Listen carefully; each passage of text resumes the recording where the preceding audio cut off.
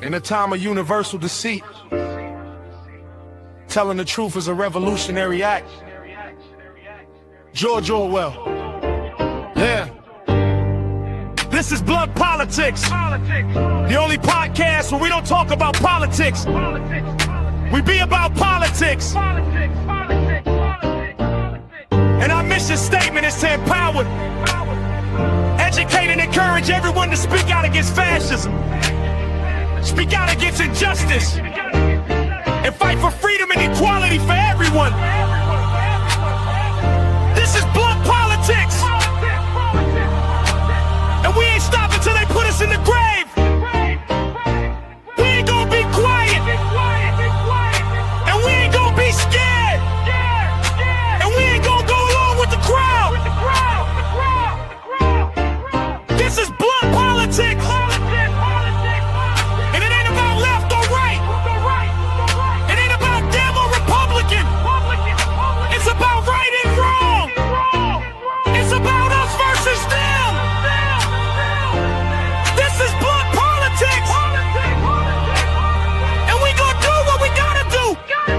All right, what's up, guys? What do you say we just hop right into things? What's going on? Welcome back. I do appreciate you and your patience and your support. Sorry about the missed show today, but I am alive. I have survived, in fact, the Dropkick Murphys St. Patrick's Day show at the House of Blues in Boston. I did, in fact, survive, so you can be thankful. you can be rest assured. Rest assured, I'm breathing. All right, I'm breathing. There's a problem, though. There's a problem when you get older. People like to say that, the problem is that you can't really do it when you go out and party as well as you did when you were younger. I think my problem is the fact that I can still do it like I did when I was younger, but I just can't recover the same way. I think that's kind of the main through line that everybody has to see. But what do you say we bring in the chat? We got a lot to discuss, lots to talk about. What's going on, Chatsky? What's going on, guys? I appreciate you so much. What's up, Tiff? How are you? What's up, Dame? What's up, Ellen? What's going on, Ian? What's up, everybody on Facebook, YouTube, Twitch, Instagram? Make sure you hit that like button. Thank you guys once again for joining me. Take your time. What's going on, Peter? What's up, Greg? What's happening, guys? What's up, Count? What's happening, guys? What's up, Nola? Appreciate you being here. What's up, Gamer? Filter in, one and all. Filter in. We got a ton to talk about, ton to discuss. I mean, you take one show off, for crying out loud, and you feel like you got to catch up on about 10 days worth of news. So we'll obviously be discussing the ongoing cost of the Jeffrey Epstein, Jared Kushner, Donald Trump, Benjamin Netanyahu war that we have going on there. We got a couple dumb clips from some idiots inside of our government that we'll be laughing at. Some pretty ridiculous ones. One that I showed on the show the other day, but I think it's worth repeating. It's worth showing again in that regard too. We'll also be talking about how Kevin Hassett, who leads Trump's economy, so to speak, is now telling everybody that he's not very concerned with you, the American consumer, you, the American taxpayer, and again, the plight put upon you by this ridiculous war by, Jared Kushner for Donald Trump to get out of the Jeffrey Epstein files and people talking about it. We'll be talking about Trump's brain rot, a couple clips from that asshole. We're talking about Candace Owens adding to the Republican doubt of Trump's war, adding to the ongoing MAGA civil war. We got a couple clips that kind of, pertain to that. We got Piers Morgan had Glenn Beck on. So Glenn Beck, didn't seem to have the same kind of energy he has on his own podcast, On with Piers Morgan, as you'll notice. But we got him, we got Candace Owens, we got Nick Fuentes, a bunch of idiots, again, a bunch of absolute degenerates that somehow are smarter than Donald Trump, are smarter than Jared Kushner, are smarter than Benjamin Netanyahu, at least when it comes to this. So they're stoking more fuel, putting more gasoline on the flames of the MAGA civil war that continues to go on. I know Mark Wayne Mullen got his, got kind of ripped apart himself at his hearing that he had there. So I'll be talking about kind of one of the dumb parts, one of the more standout parts of that meeting that took place. I know Rand Paul had a couple good moments, as did, some other senators as well. We'll be talking about how the U.S. allies are telling the United States, well, not the United States, but Donald Trump in particular, to fuck off. Basically to stick it up his ass and no, they're not going to come help and engage in this ridiculous, illegal, and unconstitutional war that nobody wants to see. And there's a clip here by CNN that runs the numbers of just how absolutely fucking not popular this war is, not only in the United States, but with the allies and the people of the allied countries that, again, have told Donald Trump to kind of stick it up his keister. Israel takes out 3 new Iranian leaders. We'll be talking about that and kind of the retaliation that could come from that as well. We obviously have some more strike footage coming from some of the missile and drone strikes that have been happening overnight. And then we have a couple videos to detail how Ukraine hit Russia pretty hard over the last few nights, and that the body count that we'll be looking at is pretty substantial as far as casualties and deaths on the Russian side. So there'll be a few videos kind of detailing that. If you guys could hit that like button, subscribe to the channel. We are trying to get to 20,000 goddamn subscribers, and it's only with your help that we're going to get there. If you got a buck or two, hit up the Venmo. Anything above and beyond that, it's totally up to you guys. I know we're in tough financial times right now, but again, if you're in the financial position to do so, and you do find some benefit to this show, it does bring some value to your day, then please think about contributing. You can do it in a multitude of different ways. Patreon.com/Boston Brian. You can sign up for YouTube memberships just underneath me here, or you could check out, again, the Venmo or the chat. You could send a super sticker or a super chat in there. That would be fantastic. What do you say, guys? What do you want to do? But again, before we dive into a lot of the the nonsense and the buffoonery that we have to cover, I do want to give a big shout out, a big thank you to Ken Casey and obviously the Dropkick Murphys for having me last night. It was an absolutely raucous event. It was pretty substantially cool, I got to tell you that much. Not only the access, obviously, that Ken was nice enough to give me, my brother, my sister, and my cousin, but also getting the chance to once again shake the hand of people like Michael Fanone. It was cool to engage and get to meet Cats on a Couch. I don't know if you're familiar with the Instagram account Cats on a Couch. She does absolutely fantastic work. She's speaking all over the country. She's helping different organizations all over the country. Her Instagram handle is more focused at going after JD Vance, which she does really, really well. I think her goal is to get more followers on Instagram than JD Vance has, but she does fantastic work beyond, going after JD Vance and clowning on JD Vance. So it was an honor to get to meet her for the 2 seconds that we did. There was a ton of people there, I got to say. There was a lot more people than I expected there. So, again, just to get the opportunity to take a couple pictures. This is about as close as I got. I know you guys were nice enough yesterday to hit the goal.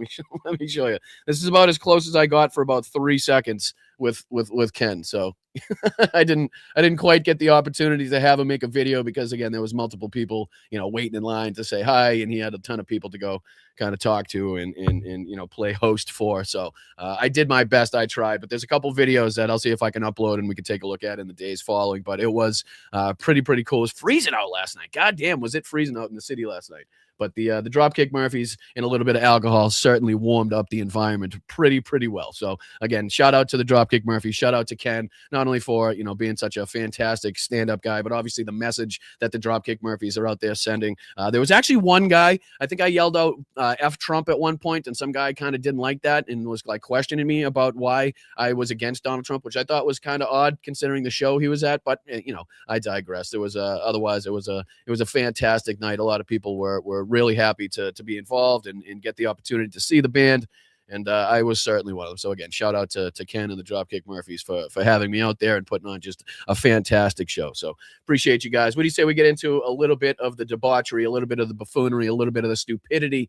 Again, we've been talking about the ongoing cost of this war. Again, the Jeffrey Epstein, Jared Kushner, Donald Trump, Benjamin Netanyahu war. Call it what you will, but that's exactly who got us involved in this bullshit. But again, this is the war cost tracker that we've looked at. But again, it is still on the low ball side. I can continue to tell you guys that this is, again, calculated at $1 billion per day. And in fact, a lot of people, especially of late, have come out and said it's substantially more than that. So if we're looking at somewhere near $25 billion calculated at $1 billion a day, if you could put that up, double it, triple it, we're looking at what, $75 billion already. I mean, again, we've talked about the cost of, what experts say would end homelessness in this country, could end, child hunger in this country, could end the vet crisis as far as homelessness and lack of care in this country. All substantially lower than, again, the estimates of what we've already spent in the Jeffrey Epstein, Jared Kushner, Donald Trump, Benjamin Netanyahu war that we're engaged in right now. That continues to spread, too. It continues to spread. Like we'll be talking about, Israel took out another 3 Iranian leaders. Again, we can only further retaliation from those strikes, from those assassinations. Not only that, but the strikes on the fuel infrastructure. Now we're seeing Israel strike. What was it? A gas plant, I believe it was, which kind of, I think, ticked off Donald Trump a little bit, considering the strain that it would now put on the ever-growing strain already on the world economy as far as oil and gas prices are concerned. But again, look no further than what we're seeing here as far as the cost, not only in human life, but also, dollars coming out of the pockets of the U.S. taxpayer. And this isn't even taken into account, obviously, what you're paying at the gas pump. This isn't taken into account how the groceries, how your clothes, how your shoes, how everything that you need on a daily basis is now going to be more expensive because of the fuel cost. Everything gets to where you need to buy it, via plane, train, or automobile, and they all use, gas to get that shit there. So, I mean, it doesn't take a genius to see how it could impact you in your daily lives going forward. Continuing to see the strain on the Strait of Hormuz, the different aspects of what the Houthis and different Iranian proxies could put pressure on as far as other geographical places on the map as well, if they want to kind of hinder what is going in and out of the Suez Canal, as we talked about on a couple past shows. So, again, if this doesn't put into account, above and beyond the human cost that we've already seen to this war, then the number here, the numerical value here, should definitely drive home the point of how just stupid and useless and costly this war is. So, we like to dive into the Iran war cost tracker just to keep everybody up to speed and to let everybody know this is, again, probably on the very low side of things as far as the costs are concerned. But we have a lot of stupidity to get to, and this is one of them. I mean, we're talking about the cost of war, right? We're talking about, the effects on the markets and the cost of a barrel, cost per barrel of oil, and what you guys are paying at the pump, and the effect that it's causing you, not only you guys, but also, other places on the globe as well. But you got Hassett here, Kevin Hassett, who is basically just going on CNBC here saying that he doesn't give a shit. It's the last thing that they're thinking of is basically the concerns of the U.S. consumer, the U.S. taxpayer. I was kind of a little bit taken aback, even with the degeneracy, even with the incompetency, even with the dumbass policies coming from this regime. Like, it's always kind of a shock when they're like, yeah, guess what? You, the people that voted for me, and everybody else that we're supposed to be representing in this regime, we don't give a fuck about you. We don't really care. That's actually a secondary aspect. We're really not even thinking about, how much this is going to cost you and how much this is going to affect, your daily life, and how much you can put in the gas tank, and how much you can pay the babysitter, and how many groceries you can put in the fridge, and all the bullshit that, everybody has to think about every single fucking day, pertaining to money, pertaining to goods, pertaining to shipping, pertaining to oil, pertaining to energy. I mean, these are all things that every single day that you guys have to deal with. And here's, again, Kevin Hassett just on saying, basically, we don't give a shit. Listen to this. But the fact is that the U.S. economy is fundamentally sound, and that if it were to be extended, it wouldn't really disrupt the U.S. economy very much at all.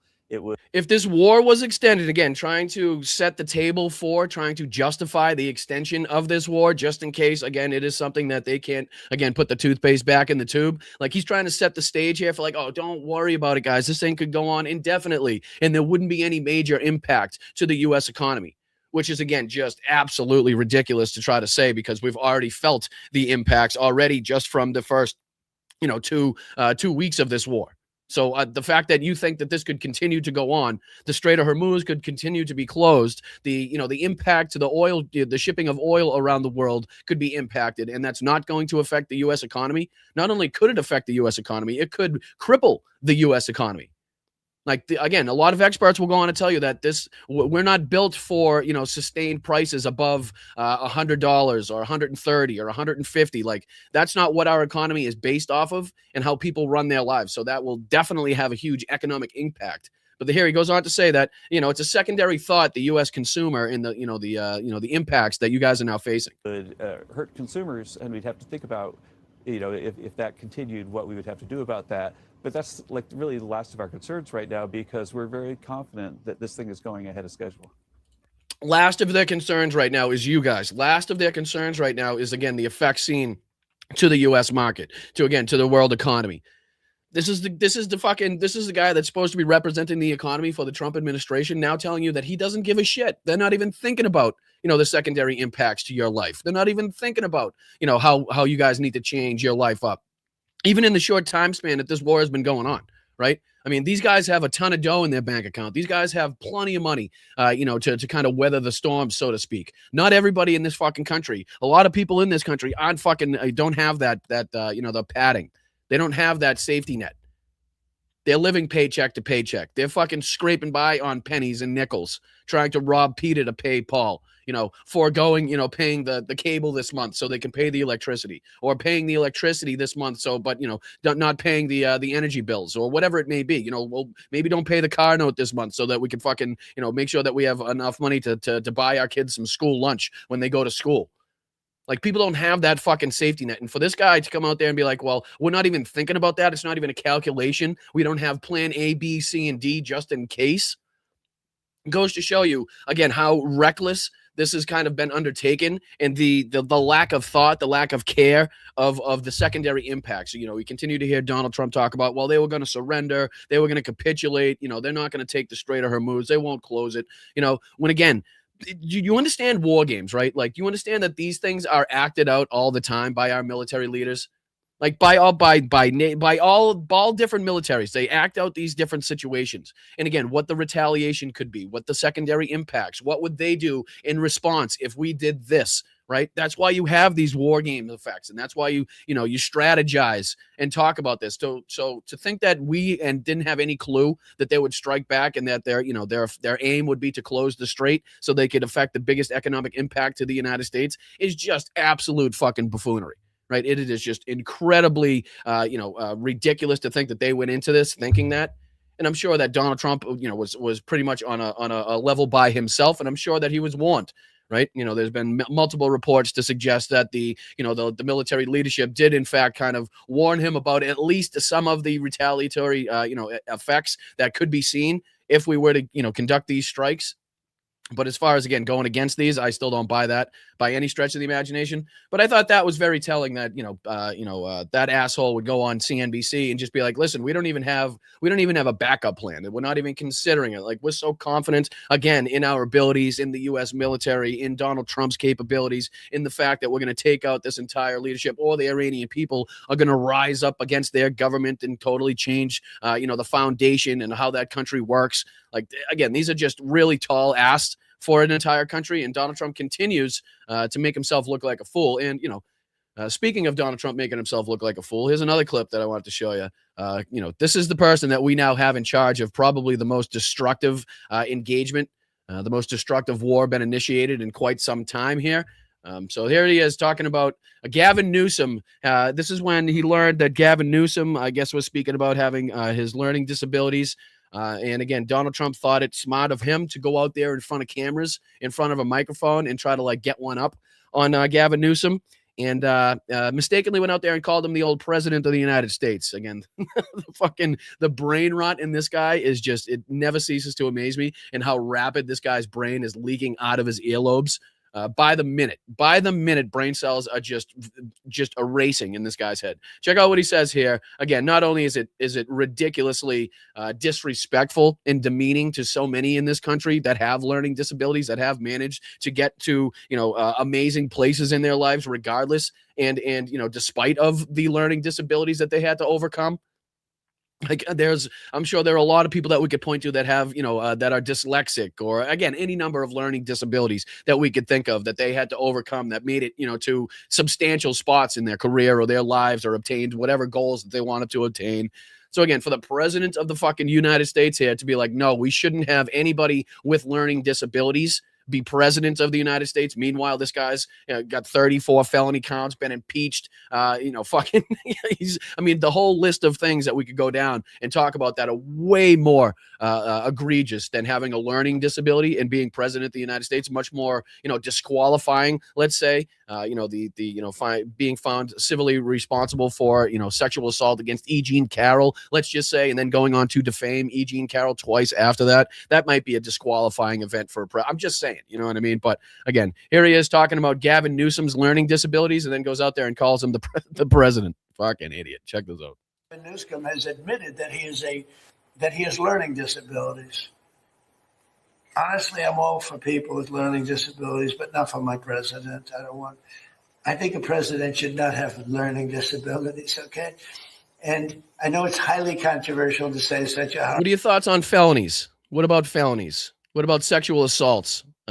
What about being in the Epstein files? How's that sit with you as far as being disqualifying for a president? Is that because I'd much rather somebody with a dyslexia than somebody engaged in sex trafficking? I can tell you that much. That's just that's a pretty easy choice. horrible thing. The president of the United States, Gavin Newsom, admitted that he has learning disabilities, dyslexia. Everything about him is dumb. But then he looked at Newsom has admitted that he is learning. And again, the disrespect to so many in this country shown by that. I mean, I kind of relate that to, remember when he had he was doing the speech and he was making fun of the disabled reporter. I'm not going to obviously do what he did, but you can go back and take a look at it if you don't remember. But when he mocked and he tried to mimic the disabled reporter there. I mean, this is along those lines of trying to say that somebody with a learning disability couldn't achieve the spot that Donald Trump and his fucking, his utter wisdom and genius achieved. Get the fuck out of here. Again, anything. If anything, if it proves anything, Donald Trump getting into the White House, it's that any motherfucker could get in the White House. Okay. Anybody's got a shot. Doesn't matter who you are, where you come from, what you do, what you did. Apparently, anybody's got a shot at that White House. And again, to come out here and say that the president shouldn't have a learning disability is so disrespectful to so many. And I'm sure a lot of the people right now with learning disabilities are people that have voted consistently for Donald Trump. But again, they probably won't pinpoint the fact that he's quite blatantly making fun of them and disrespecting them. But again, this is another one that I want to continue to show because he continues to show his hand and what he wants to do here. And here's just another instance. I know we played this on the show the other day, but I find this incredibly important to make sure that people understand, this is the shit that he's saying. This isn't we're not being hyperbolic when they're yes, he wants to take over the fucking world now. He's talking about world domination. If you hear Lindsey Graham and anything he's talking about, if you talk, you listen to Mike Huckabee and anything he believes, these people are fucking absolutely insane. And when you're sitting there as the president in the Oval Office taking over Cuba, people need to recognize how fucking crazy that is, okay? People need to understand that is not normal. This is not normal times. This is not a normal person. These aren't normal actions or normal threats. This is genocidal, maniacal fucking, dictator talk right here. It doesn't get any more dictatorial than I can choose what country I'm going to take over because of the power of the U.S. military. It doesn't, how do you get more dictatorial than that? It doesn't.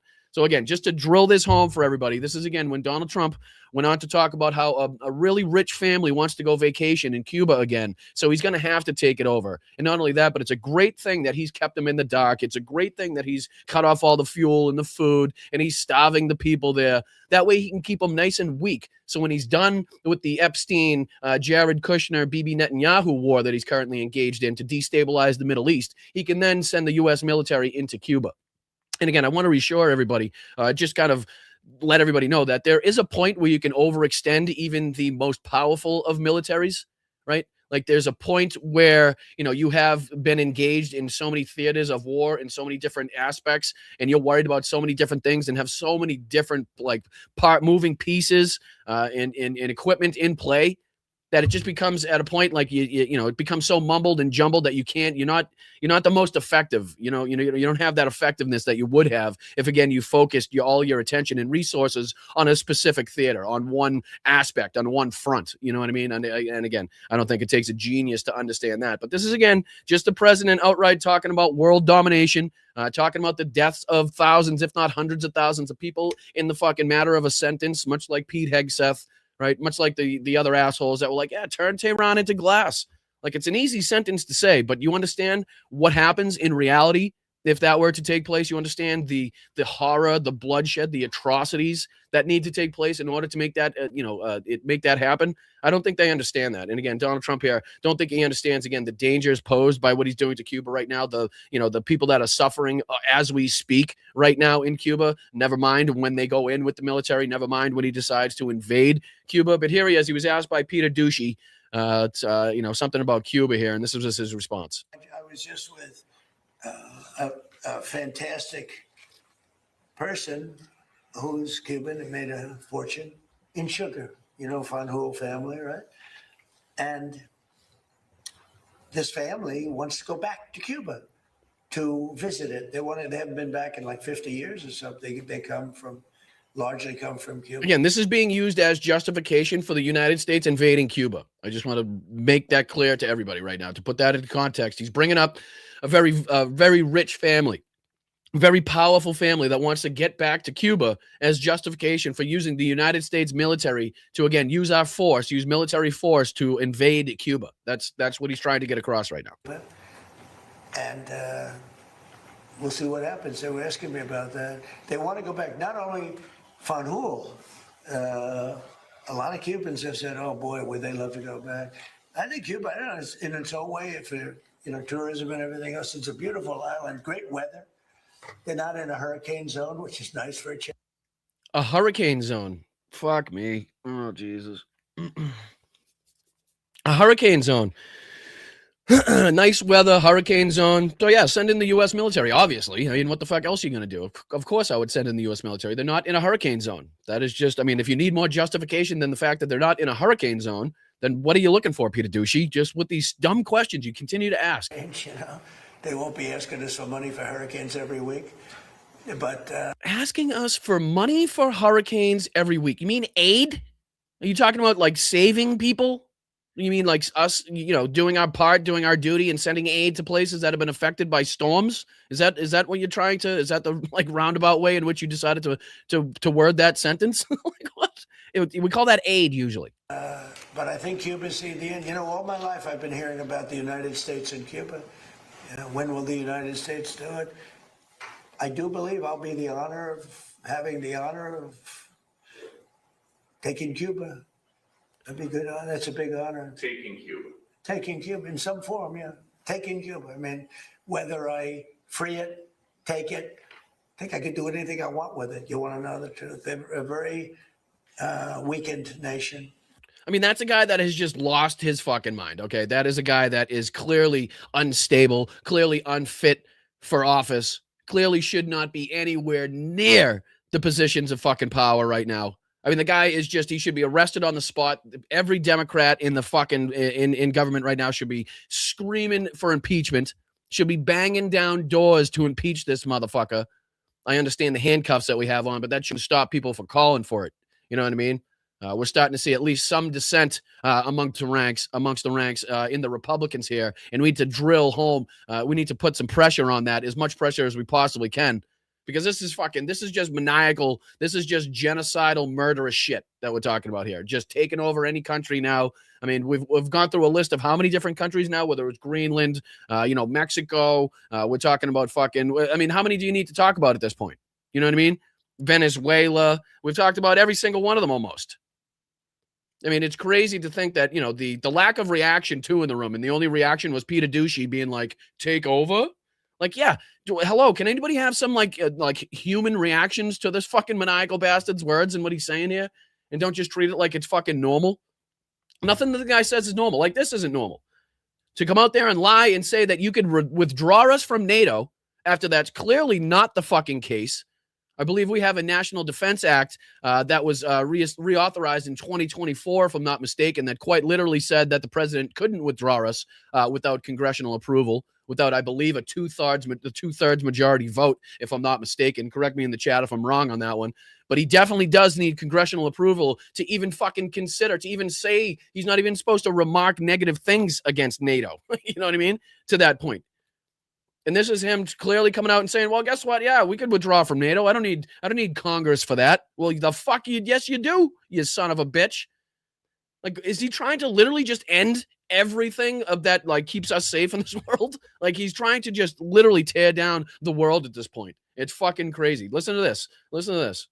Are you rethinking the United States' relationship with NATO possibly getting out? Well, I'm disappointed in NATO. And again, this is in response to the United States needing NATO help, needing our European allies, but also at the same time not needing our European and NATO allies, because they said no, because they told us to pound sand, basically, upon Donald Trump's request of assistance inside the Strait of Hormuz. They were basically like, yeah, fucking take it easy there, Chief. Yeah, call me later. We spend trillions of dollars on NATO. Think of it, trillions over the years, many trillions of dollars. It's one of the reasons we have deficits and we help other countries. And when they don't help us, I mean, it's certainly something that we should think about. I don't need Congress for that decision. As you probably know, I can make that decision myself. An outright lie. An outright fucking lie. He damn well cannot make that decision unilaterally by himself. He just cannot do it. That's not how the fucking law is written. That's not what the powers granted to him give him as far as being able to do that. It's just not the case. I'd work with some very smart people. And what he means by that is he means he has some lawyers that he thinks can get around the way that the law is written and can give some justification as to why he should be unilaterally giving the power to withdraw the United States from NATO, which is, again, just maniacal, stupid shit right now, considering what we have taking place on the world stage, considering the threat that Russia still poses right now. It's just, again, it's these things, they're all adding up to a point where it's like, if this isn't blatantly obvious to you that this guy is losing his shit, lost his shit, is totally fucking batshit crazy at this point, and doesn't give a flying F what people think about it because he thinks he has the people in the right positions of power right now inside a government that will shield him from accountability, that will shield him from any of the consequences that should be faced by a president engaging in the war crimes that he's engaged in, destabilizing the Middle East like he's destabilized the Middle East here, consistently going after our allies, consistently going after economic partners, trade partners, long-lasting trade partners, ruining the economy of this country, responsible for the deaths of Americans in broad daylight on the streets of the United States. I mean, it's fucking, again, I know it's blatantly obvious to us, but, there's still people out there that are still 100% fully supportive of not only him, but also the war that has been undertaken right now, the Epstein, Netanyahu, Trump, fucking, what's the other guy's name? Jared Kushner war that's been going on. All right, let's get into a little of the MAGA civil war, if I may, because, we take a lot of these people, and again, these are all degenerate, lunatic, insane people here. But again, I feel like there is, political benefit. There is benefit to us using these clips and being like, look, even these monstrous, degenerate pieces of shit understand the dangers of what Donald Trump has gotten us into as far as being led by the nose by Benjamin Netanyahu to do every single thing on his fucking wish list thus far. But again, speaking of MAGA civil war, here's Candace Owens. That's not Candace Owens, but this is, again, somebody that we have absolutely no respect for, but it will inevitably use her clips when she's speaking poorly about Donald Trump. When she's going after Donald Trump. And she has been kind of laying into him recently, especially for his illegal war with Iran here, and obviously his buddy nature with Netanyahu. Of course, she's coming at it from a totally different angle in reasoning than we do here with our criticisms, with our critiques. So again, no flowers for these individuals. We give them no credit, no quarter whatsoever. But again, I do think it is beneficial to use their language, their statements, and their rhetoric against this regime, against the GOP and what they're doing right now. And that will be more apt to kind of spark a fire, kind of get the ideas flowing, if there is still ideas up there in the head of some of these MAGites out there, and being like, well, I am being lied to. This doesn't make any sense. So she's got a 7-minute video here. This is titled Dead or Alive, Candace Owens exposes Trump's illegal war on Iran. And then she has some questions about Netanyahu. We don't have to dive into that one. This is the one that I kind of wanted to dive into here, where she's talking about, and this is kind of a twofa, because she also plays the clip of Donald Trump talking about how we basically did this war out of habit, which again is just a wild statement for the president of the United States to make. I don't know if you guys caught that one, but she plays it in this. But she's coming after Trump here pretty substantially. And I just want to play a couple minutes of this. We're going to just kind of detail, again, the ongoing MAGA civil war between these idiots, whether it be, Candace Owens, Mark Levin, Megyn Kelly, Ben Shapiro, Tim Pool. I mean, these people are all now engaged in a battle with one another. And again, are not solely focused on doing the propaganda and bidding of the GOP, which is where they're most powerful. Right, that is where they're most effective going into elections. That's where they're most effective in combating, the policies and what the Democrats want to see for this country. But that's not what they're doing. They're engaged in battles with each other right now. So let's just see if I can get into a little bit of this one. Again, this is Candace Owens coming at Donald Trump for his illegal war. Let's see what she has to say here.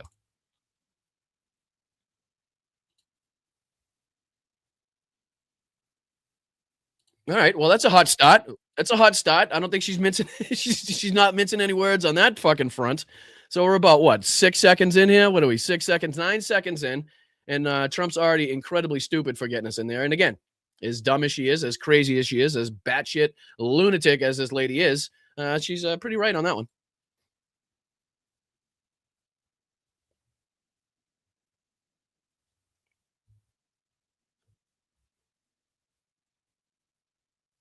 Oh, dummy. Am I not showing the right one? Fucking dummy. My apologies. Luckily, we're only about 9 seconds in. Let me throw it back here. I don't know if you guys could hear it or not, but let me throw this back. My apologies. Throw it back. Throw it back. My bad. My bad. It's difficult to put into words how stupid. I know. I see you in there. Thank you, guys. I know. Thank you, chat, keeping me updated. Believe me, I'm balancing on one leg right now. I'm on my last legs here. I'm trying my best. All right, let's get into it. Yeah. Dead air. Everybody's like, dead air, bro. That ain't good. It's difficult to put into words how stupid Trump is for getting us involved in Iran. And I think the best thing to do, therefore, is to allow Trump to explain to you the very sensible reason that he decided it was the correct course of action. This is him today, explaining our totally legit reasons for getting involved, and actually not even getting involved, starting this war. Take a look. And again, this is the twofer here. Here's Trump basically saying that we did this war out of habit. It was basically something that we shouldn't have done. It was a bad thing to do, but we have a habit of conducting these wars, and that's why he pulled the trigger. That's why he pushed the go button, so to speak, which is, again, just insane shit to say. Listen. We don't need oil. We have all the oil we need for ourselves. It's one of the great assets that we have. We have more than double what anybody else in terms of oil production. We're at more than double any other country. So we don't need it, but we did it. It's almost, you could say we did it out of habit, which is not a good thing to do. We did it out of habit, which is not a good thing to do. Like, you understand what a lunatic you have to be to sit there and like have this conversation with yourself in front of cameras, being the fucking, commander in chief of the military that had already pushed the go button, that you made the decision yourself to go and do this, to undertake this, and then being like, yeah, I think we did it out of habit. It's kind of a dumb thing to do, but yeah, we're in it now, so fuck it. What are you going to do? We can't pull out now. Like, do you understand how ridiculous this is? Like, it's so hard to be a political call. Like, how do you go about combating this shit? And he's literally having a conversation in his own mind right now. Like, yeah, this was pretty fucking stupid. We kind of did this out of habit. We've done this a lot of, we did this in Iraq, Afghanistan. You think we would have learned our lesson, but we kind of have the habit of engaging in these dumb, illegal, unconstitutional forever wars. So again, that's kind of why we did it, but we are where we are and we might as well, continue on with it. It's like, what? Hello, McFly? Like, what the fuck is going on here? Like, how do you even combat that? How do you call that shit? How do you call it out? He's telling you what I would tell you, that this was stupid, that we basically did this out of habit because we didn't know any better. We didn't have any bright leaders with a brain in their head to stop this from happening. And he's just out there being like, yeah, it was habit. We fucked up, but we are where we are. Like, okay. We did it because we have some good allies there. We have some great Middle Eastern countries there, Israel there. So we did it for a lot of reasons. So I would like to reiterate, we did it out of habit. We are kind of like in the habit of just sort of like mass murdering Muslims. Like, that's just kind of what we do. We've been, it's just like a habit. We've been trying to kick it. And I'm just curious, Candace, how do you sleep at night knowing that you're directly responsible for getting this in place, right? You're directly responsible for backing this piece of shit to a point where he made it to his fucking second term, right? Where you were more than willing to toe the fucking party line to get this asshole elected, to keep him in power, to defend him from fucking everything. But apparently this is a line too far. This is a line crossed that Candace cannot forgive him for. It's just odd that all these people deciding to come out and speak about it like they have no accountability whatsoever. Like, they're not directly responsible for exactly what the fuck we're seeing right now at this moment in time, and like they've been calling it out the whole time. Like, bullshit. No, we don't forget. People don't forget, Candy. So hard, but it's been decades of this habit. Nobody's perfect, right? Like, my grandma smoked cigarettes or something, and it never could really kick the habit. That's the vibe he's giving us, right? It's just a habit. Like, oh my gosh, you ever like chew gum or say It's a habit that we're trying to kick. We're trying to not murder Muslim kids for no reason. But then we just like saw the school with the girls. We were like, oh my God, okay, we can't get to rehab. Yeah, this is America's habit. And then he tells us he's like, oh, that's not good. I stops himself there. So that's not that. It's a real reason, but it's not a good reason. Okay, what's our second one? Well, we have a lot of allies in the region, really, because all your allies are saying don't do this. They've all said don't do this, except for Israel and Jerusalem. And there you go. That's where Candace Owens loves to hang her hat on. And again, as right as she is in this moment, she's definitely attacking this from a different angle, so to speak. I think you guys know what angle that would be and what reason that would be for. But again, she's right in at least calling out Donald Trump's stupidity and getting us engaged in this. She's right in at least calling out Donald Trump's stupidity and the rhetoric surrounding this that we've been continued to be lied about. Whether it's the goals, the intent, how well we're doing in this, the effect, to our economy, the effect to the American taxpayer. So again, these are all degenerate, idiot, fucking racist, bigoted, anti-Semitic pieces of shit. All of them that we'll probably show on the show today. But again, even they have enough fucking wherewithal, have enough sense, right, to come out and be like, well, this is stupid. Like, this is just a fucking dumb move, right? And that's exactly what it is. And that's all we use these clips for, is to kind of be like, look, even these morons that were so apt and are directly responsible for getting us in this position, like, even they're having second thoughts. Like, even they're ready and willing to recognize how fucking stupid this gamble was. You know what I mean? And it goes on here because what's his face was on with which one should we do? Let's do this one first. I'll throw this one on the screen first because I know you guys whoever's just coming from Hal's show may have just got a little bit of Glenn Beck on his own podcast. So it may be a good time for you guys to kind of do a little contrasting here on how Glenn Beck acts on with Piers Morgan, considering how he acts on with his own podcast. I think you guys, everybody that just came from Hal's show was just seeing a couple clips of Glenn there at the end. So here he is on with Piers Morgan. Piers Morgan does this like weird thing in his shows now where he like interrupts the panel to have like a little one-on-one with a random interview. I don't know what the fuck it is. It's kind of weird and random that he decides to break up the panel. But this time it was Glenn Beck. And again, Piers Morgan, to a certain extent, is willing to question not only the motives, the intent, but also the effectiveness of this war, the stupidity of possibly undertaking this. I think he kind of puts it to more of like, why'd he do this in an election year? Like, he's still kind of favorable to this, but also trying to call it out at the same time. So Piers doing that kind of mealy mouth, fence sitting, both sidesism, while trying to make it look like he's directly opposed to this, also trying to give Donald Trump some off ramps to this. But he decided to have Glenn Beck on. And again, I think they were kind of spot on, or at least Piers is kind of spot on a little bit in his kind of rhetoric and what he's questioning, and listening to the way that Glenn Beck responds.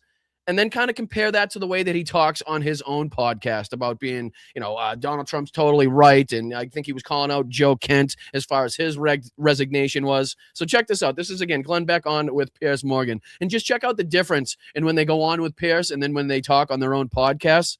And listen to how Piers decides to call this out. To discuss this, Glenn Beck, the founder of Blaze Media, is broadcasting a live report tomorrow called "Exposing the Islamist Blueprint." Sorry, was that a Heil? Was that a quick Heil by Glenn? Blaze Media is broadcasting a live report tomorrow. Heil. Yeah, called "Exposing the Islamist Blueprint for Conquering the West." Glenn, great to have you back on Uncensored. Been meaning to talk to you about this war. But what is your overview here? It seems to me a lot of things can be true at the same time. The Iranian regime is vile and evil, and no one should shed tears for the Ayatollah being killed or any of the top people running it. But that this massive strike by America in conjunction with Israel is already looking like it's not going to be anywhere near as easy as President Trump hoped it would be. It's not going to be like Venezuela and these other situations. I mean, you add the Strait of Hormuz crisis, you add the attacks by Iran on the Gulf states and so on. Now, this has got the potential to become a massive hornet's nest, hasn't it? And again, that's, I think, putting it mildly, as Piers loves to do. While he's also trying to criticize it, he's also kind of not represented in the totality that it is, like the dangers that are posed there. He's trying to still kind of, play it down a little bit. But listen to Glenn Beck's response here. So I have to tell you, I mean, I've been listening to the guests, and with all respect to everybody, how the hell do you know what it's going to turn into? I don't know. Right. I don't know. I know that I'm glad I'm not the president of the United States. I wouldn't have had the guts to do it.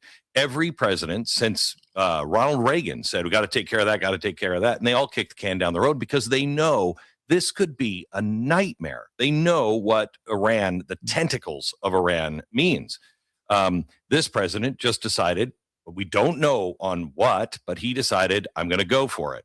So he goes. Don't you think that's a big sticking point there? Isn't that something that you're just kind of glossing over? Like, he decided to do this. We don't know why. Did you hear what he just said? We don't know why. We don't know on what, but he decided. Yeah, we don't know on what basis he decided to do this, but again, we're just supposed to blindly get behind him and say, yeah, you know what, we could possibly be in World War III here. We could destabilize the Middle East for generations to come, much more than it was even before while we were engaged in negotiations with the previous Ayatollah there. But yeah, I mean, yeah, fuck it. He hasn't told us a goddamn thing. No reason is behind it. Hasn't talked about, he hasn't told Congress or any of the committees about why he did it or what was going on or what the exact threat was. But, we're supposed to just get behind him. I'm going to go for it. So he goes for it. I know it wouldn't have been the decision that I would have made only because I'm a coward. This president is like, I'm just going to take care of it. So he does. How this works out, I don't know. It could be fabulous. Could be World War III. I think that's Now, I'm sorry. Was that something that you were calling for as far as risk assessments beforehand, right? Is this something you're like, well, it could be great. Could be World War III. But let's do it anyway. You know what I mean? That's kind of a risk we're willing to take as far as that's concerned. Is that something that you were relaying to your audience as far as something that could come from this? Or are you talking about, how awesome it would be to go in there and strike the Ayatollah, to go in there and do regime change, to help out our great partner, an ally, Israel over there, so they could expand and they could fucking keep Benjamin Netanyahu in power. Like, it's fantastic. Much more logical place to be than arguing whether we should be in it or not, because that's not going to change anything. But what about Glenn? I mean, I agree with you. I have no idea how this is going to play out. And if it was to play out successfully in the longer run. And again, run, this is kind of the extent, I would say, of Piers Morgan's kind of pushback on this regard. But again, even Glenn Beck, as hi-ho Hitler, as hi-ho Donald Trump as he is, even is forced to admit what a tremendous gamble this is and what a huge risk this is right now. Which is, again, I don't think is something he was kind of relaying to his audience, relaying to the people that watch or listen to his podcast as far as being the dangers of enacting this war. For Trump, it could be a triumph. I mean, I wouldn't rule that out. Right. However, and I don't care if it plays out well for Trump. I want it to play out well for the Iranian people, but America first. Well, no, you just said the Iranian people first. That was strange. Because America first typically means Americans first, and it's strange how you decided to put the Iranian people first. Like, all of a sudden you give a fuck about the Iranian citizens, right? How's that going for you, by the way? How's that working? How many of them have been killed? How many of their sons, daughters, uncles, fathers have been killed so far in bombing raids? How many of them have been assassinated so far? How's that going for the girls' school there? How's that going for the kids that were there? Is that going well for them? I don't think so, Glenn. Triumph. I mean, I wouldn't rule that out. Right. However, and I don't care if it plays out well for Trump. I want it to play out well for the Iranian people. But he's literally got a one-up. First, the Iranian people. And I don't care if it plays out well for Trump. I want it to play out well for the Iranian people, and then he realizes he fucked up and it's like, well, actually, America first. So the American people, the Iranian people, but America first. Oh yeah, but the rest of the world too. If we can make the world safer, that's great. By playing out well for Trump, I'm assuming that if it played out that way, it would be obviously also good for Trump. But if it played out, I could see a situation where this plays out very badly for him. And in relation to you not wanting to do that because you're a coward, A, you're not a coward. But secondly, I do think it was. No, he is. He very much is, Piers. A huge, substantial coward. He is. I was going to use a different term, but we'll keep it PC. Unbelievably big gamble for Donald Trump to take. I mean, a legacy-defining gamble. And I'm slightly. I've known him a long time, like you. I'm slightly wrestling with the logic of doing it now, with all the complexity and the difficulty involved in going after Iran in this way, given. See how he tries to make it seem like it's not so much the actions, it's not so much the dangers posed by this, but it's the timing of it. Maybe there was a time for this to happen, but why now in the election year when we have midterms coming up? Seems to be that's Piers Morgan's biggest focus. Like, that's his biggest worry in this is, why would he do it at this point? And again, we've been given no reason that makes sense, no justification that makes sense, no off-ramp that would get us out of this very easily. So again, this is kind of the mealy-mouthed pushback that Piers likes to offer here. But even Glenn, awesome. Look at this pose. Look at that fucking freeze. There you go, Glenn. Hit the whiskey there, Chief. Did I see you? Did I see you at House of Blues last night? Oh, Jesus. But even Glenn here is forced to, again, reconcile with the fact that this is a substantial gamble, and this could very well turn out extremely bad for not only Trump, but also the people of the United States. And again, what are we doing in this? We're killing Iranians, and what are we doing? We're building a new leadership that's going to be more fanatical. It's going to be, even less willing to work with the Western states. They're going to be even less likely to sit down at the negotiating table and try to work out a deal as far as nuclear weapons is concerned. Right. I mean, this is what we're doing. This is what we're undertaking here. And it consistently adds up. I mean, we just heard that Israel, we'll talk about it in a few minutes, that Israel took out another 3 Iranian leaders there. And again, we can expect retaliation from that. Israel was striking gas facilities. So we can see retaliation against that. And we can see how that could be an impact going even further as far as oil prices on the world economy. But again, it's funny to see Glenn actually sit here and talk about what a huge gamble this was, considering I don't think he's really bringing up that rhetoric or talking like that on his own podcast. I think he's fully in support of this. He's fully against anybody that's not in support of this. And he's trying to call out Joe Kent as opposed to Donald Trump for undertaking this mission. That he's facing the midterms in 6 months or so. Right. Already looking like he may lose the House, may now lose the Senate. We don't know. I'm not going to make any prediction. But if he was to lose both and lose all power over Congress, he becomes the kind of lamest of lame duck presidents for the last 2 years. And you're like, huge gamble. And he didn't need to do it now, did he? I mean, his thing about there's going to be a nuclear weapon. So I don't know, because I don't know. I don't believe that. Right. I don't know what the intel was. And I said on day one, don't tell me about weapons of mass destruction. They're 2 weeks away from a nuclear weapon. I've heard that since, the 1990s. I'm tired of that. Yeah. You show me the proof and I'll go there. Yeah. So again, neither one of these people believe the intel. Neither one of these people, Piers started off this question by saying he doesn't believe that there was an imminent threat of nuclear attack against the United States. He doesn't believe that bullshit. Glenn's saying here that he comes out outright and says, I don't even know why we did this. I don't know the intel. I don't trust the intel. I don't know what they're saying. I don't know what they're using as justification. But again, somehow he's trying to stay in support of this. He's trying to use this as justification to keep it going.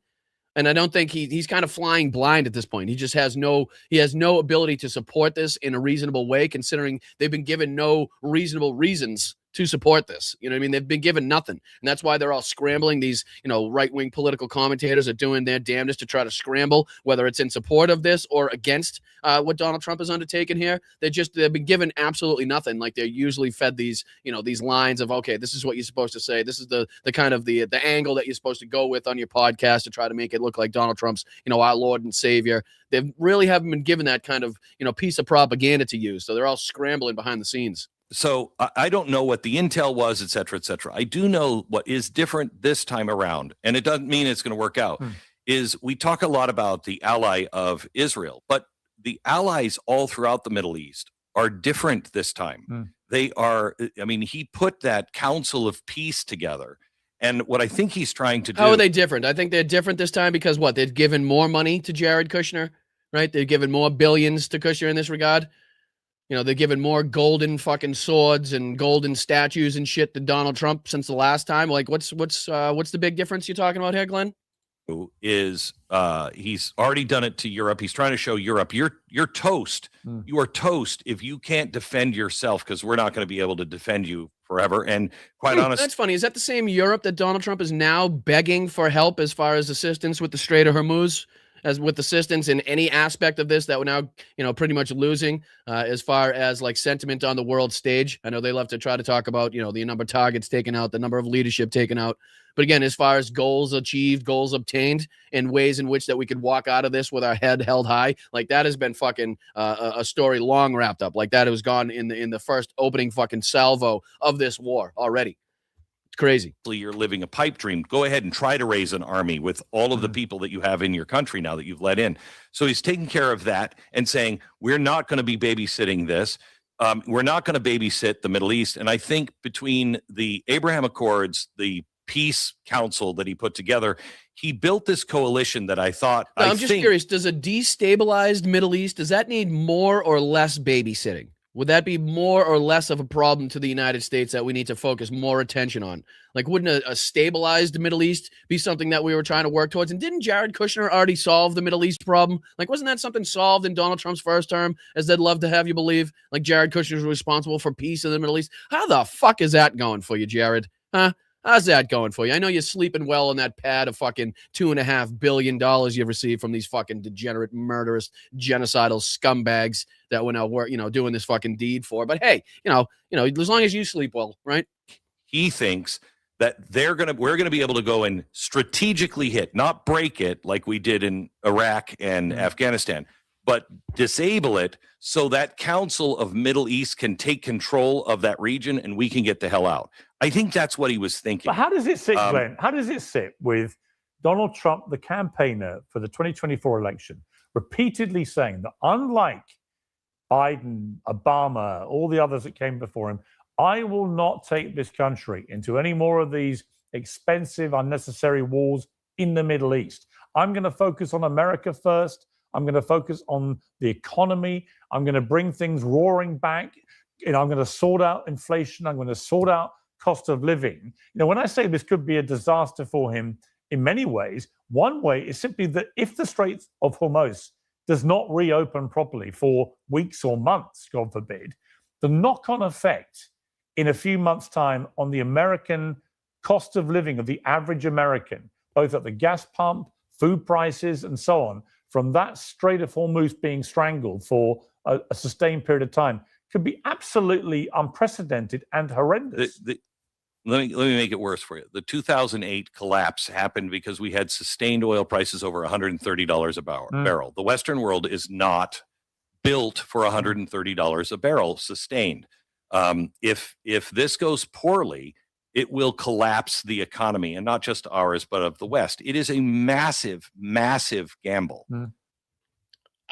Again, is that something that you were kind of relaying to your people while Donald Trump was running for his campaign? We're running for office for a second time? Is that something like, you could fucking vote for him, but just be sure he's going to start a war with Iran and we could destabilize and ruin and collapse the American economy. Not only that, but the world economy at large. Is that, I don't remember that being part of your podcast at all. I don't know. I'll have to look up the thumbnails and see if you mentioned that at all to your audience. But I have a tough time believing that you did. But it continues to be a shit show as far as the MAGA civil war is concerned. This little fucking pipsqueak piece of shit too is getting involved just to kind of stoke the flames a little further in this civil war by MAGA. Again, in his attempt to try to set up his kind of antithetical America First party that he's trying to get established there. But again, this is him going after a few different people. I think he's mainly talking about Megyn Kelly and Mark Levin in this. And again, Donald Trump's kind of, screed that he had posted in defense of Mark Levin. But again, this just kind of, again, reiterates and kind of highlights the MAGA civil war. And again, no flowers for these individuals, no respect whatsoever for these degenerate losers. But again, to show and to highlight the MAGA civil war and the cracks formed now in the Republican Party, you kind of have to use their words against them in this regard. So again, that's what we try to do here. Again, we try to make it as well known and as kind of obvious that these people are degenerate losers and should absolutely not be fucking looked at with respect by any regard. But again, they're calling out these idiots that are on their side for doing idiotic things. So that's why we use their words against them. So again, here's Shit Fuentes here talking about Mark Levin. This is a story from this weekend. So today, and very relevant, Trump goes on Truth Social. This is our first story. And Trump weighs in on the MAGA civil war. There's this big, as you know, ongoing civil war within the MAGA movement over the issue of Israel. And gradually it's drawn everybody in. And now Piers Morgan is at war with Ben Shapiro. And Megyn Kelly is saying that Mark Levin has a micro penis. And Ben Shapiro is calling out Dave Smith on the show. And Candace Owens is just bringing the receipts and ratioing Jeremy Boring and Shapiro and all these people. And again, doesn't that kind of sound like what we've been explaining here? How like all these people are so consumed now with the infighting and trying to get a step up on the ladder. You know, when Donald Trump and when MAGA inevitably fails and ceases to be a fucking thing, like they're all vying for that next step. They want to be that next person on the fucking MAGA ladder, but just not representing MAGA itself. They're going to obviously call it America First, like Nick Fuentes does here, or some other aspect. But again, they're not focused on what they're normally focused on. These people, these political commentators that are at their worst, right, that are most effective when they're lying about Democrats, when they're lying about Democratic policies, right, when they're propagandizing the people in their audience to lie about what they should vote for, who they should vote for, what the Republicans actually represent, what they're going to do when they get in office, like all of that shit. That's when they're at their most effective. Like when the billionaire donors that fund these assholes, when the Russian donors and the fucking the Kremlin-backed rubles that go flooding into some of these podcasts, like that's what they want to see happen. They don't want to see them fighting with each other. They're not being paid these Russian rubles to go after right-wing podcasters. Right? They were paid that to lie about Democrats, to lie about the United States, to propagandize the people. That's when they're most effective. That's when they have their ability to kind of, get people to throw these things off out there on the news and to get people confused and to get people thinking. And next thing you know, people are so confused and don't know which way to look that they inevitably stay home or they vote for the wrong candidate. But again, that's not what they're doing. Candace Owens, Megyn Kelly, Tim Pool, Ben Shapiro, Piers Morgan, all the people named and listed here are all infighting with each other, are all more focused on calling out either Donald Trump or calling out other people that are calling out Donald Trump than they are focused on winning the midterms and lying about, how the Republicans can make your life better, as they typically do. So again, it's kind of left that door open for us, and that's why I think we've seen consistently with the polling and with the turnout in the special elections and the results in the special elections, whether it be the Democrats outright winning the special elections in areas they typically wouldn't see victories in, or it's just kind of flipping the way that the constituency votes.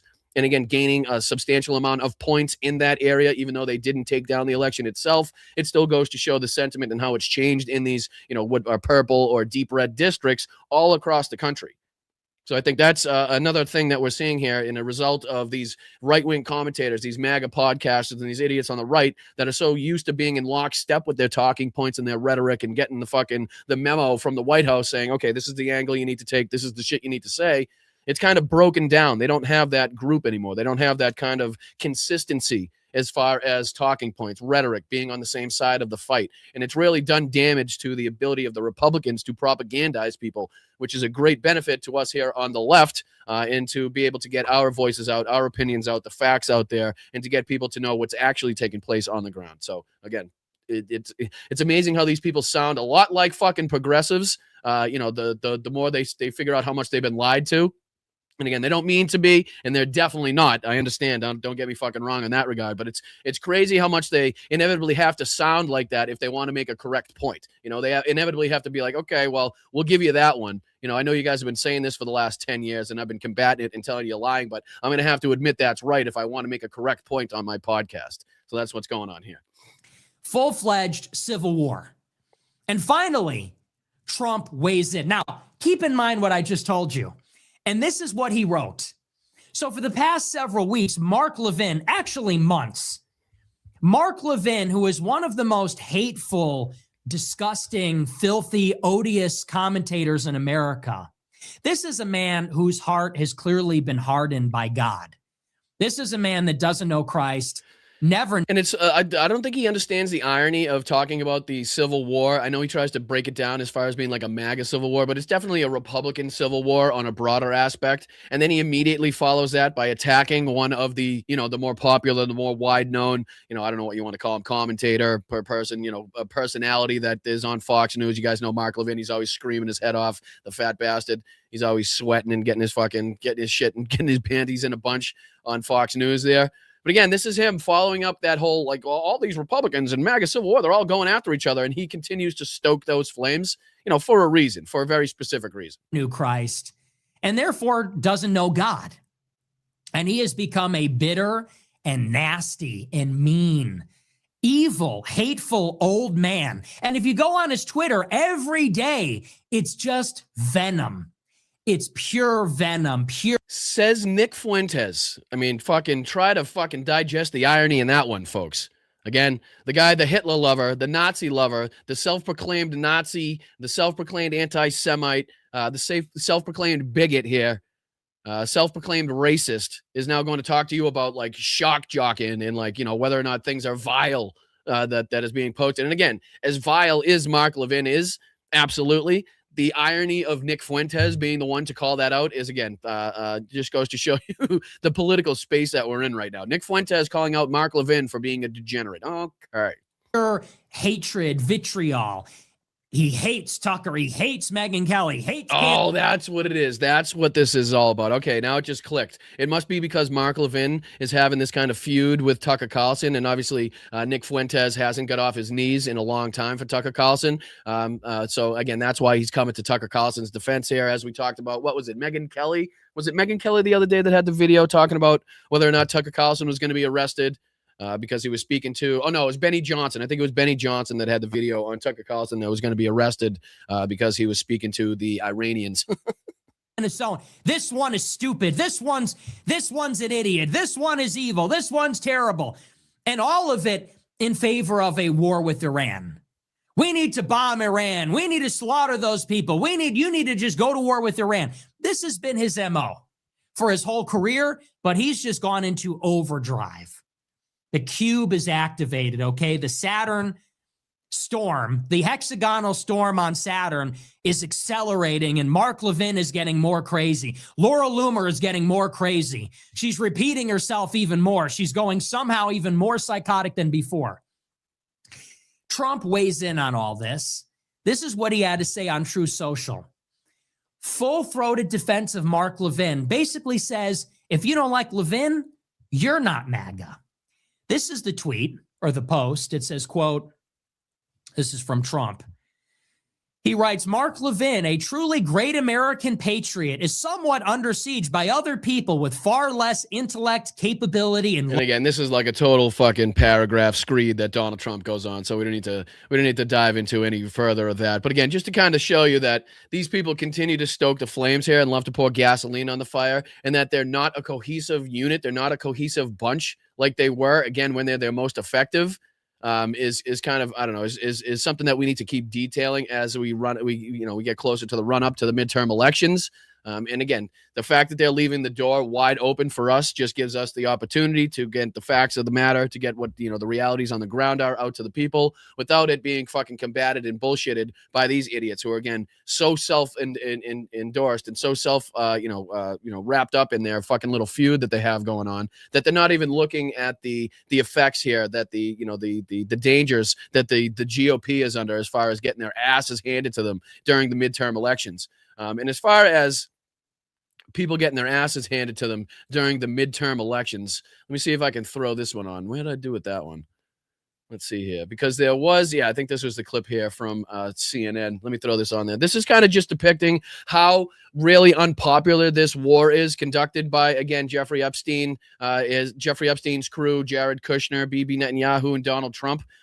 So again, this is, I think it's Harry Anton, if I'm not mistaken, going on here to talk about how our key allies absolutely despise the U.S. action in Iran. This is really quick. He just kind of pulls up a poll showing what the allies and the people of those countries think about this war and how unpopular it is. And wait till you see these fucking numbers, and it won't be a surprise as to why the leaders of these countries and these countries themselves basically told Donald Trump to pound sand when he put out the request for assistance, even though we don't need the assistance. We never needed anybody, but we desperately need the assistance. But we don't need the assistance. We never did need the assistance. I know they said no already, but I'm going to make it seem like I didn't even care anyway.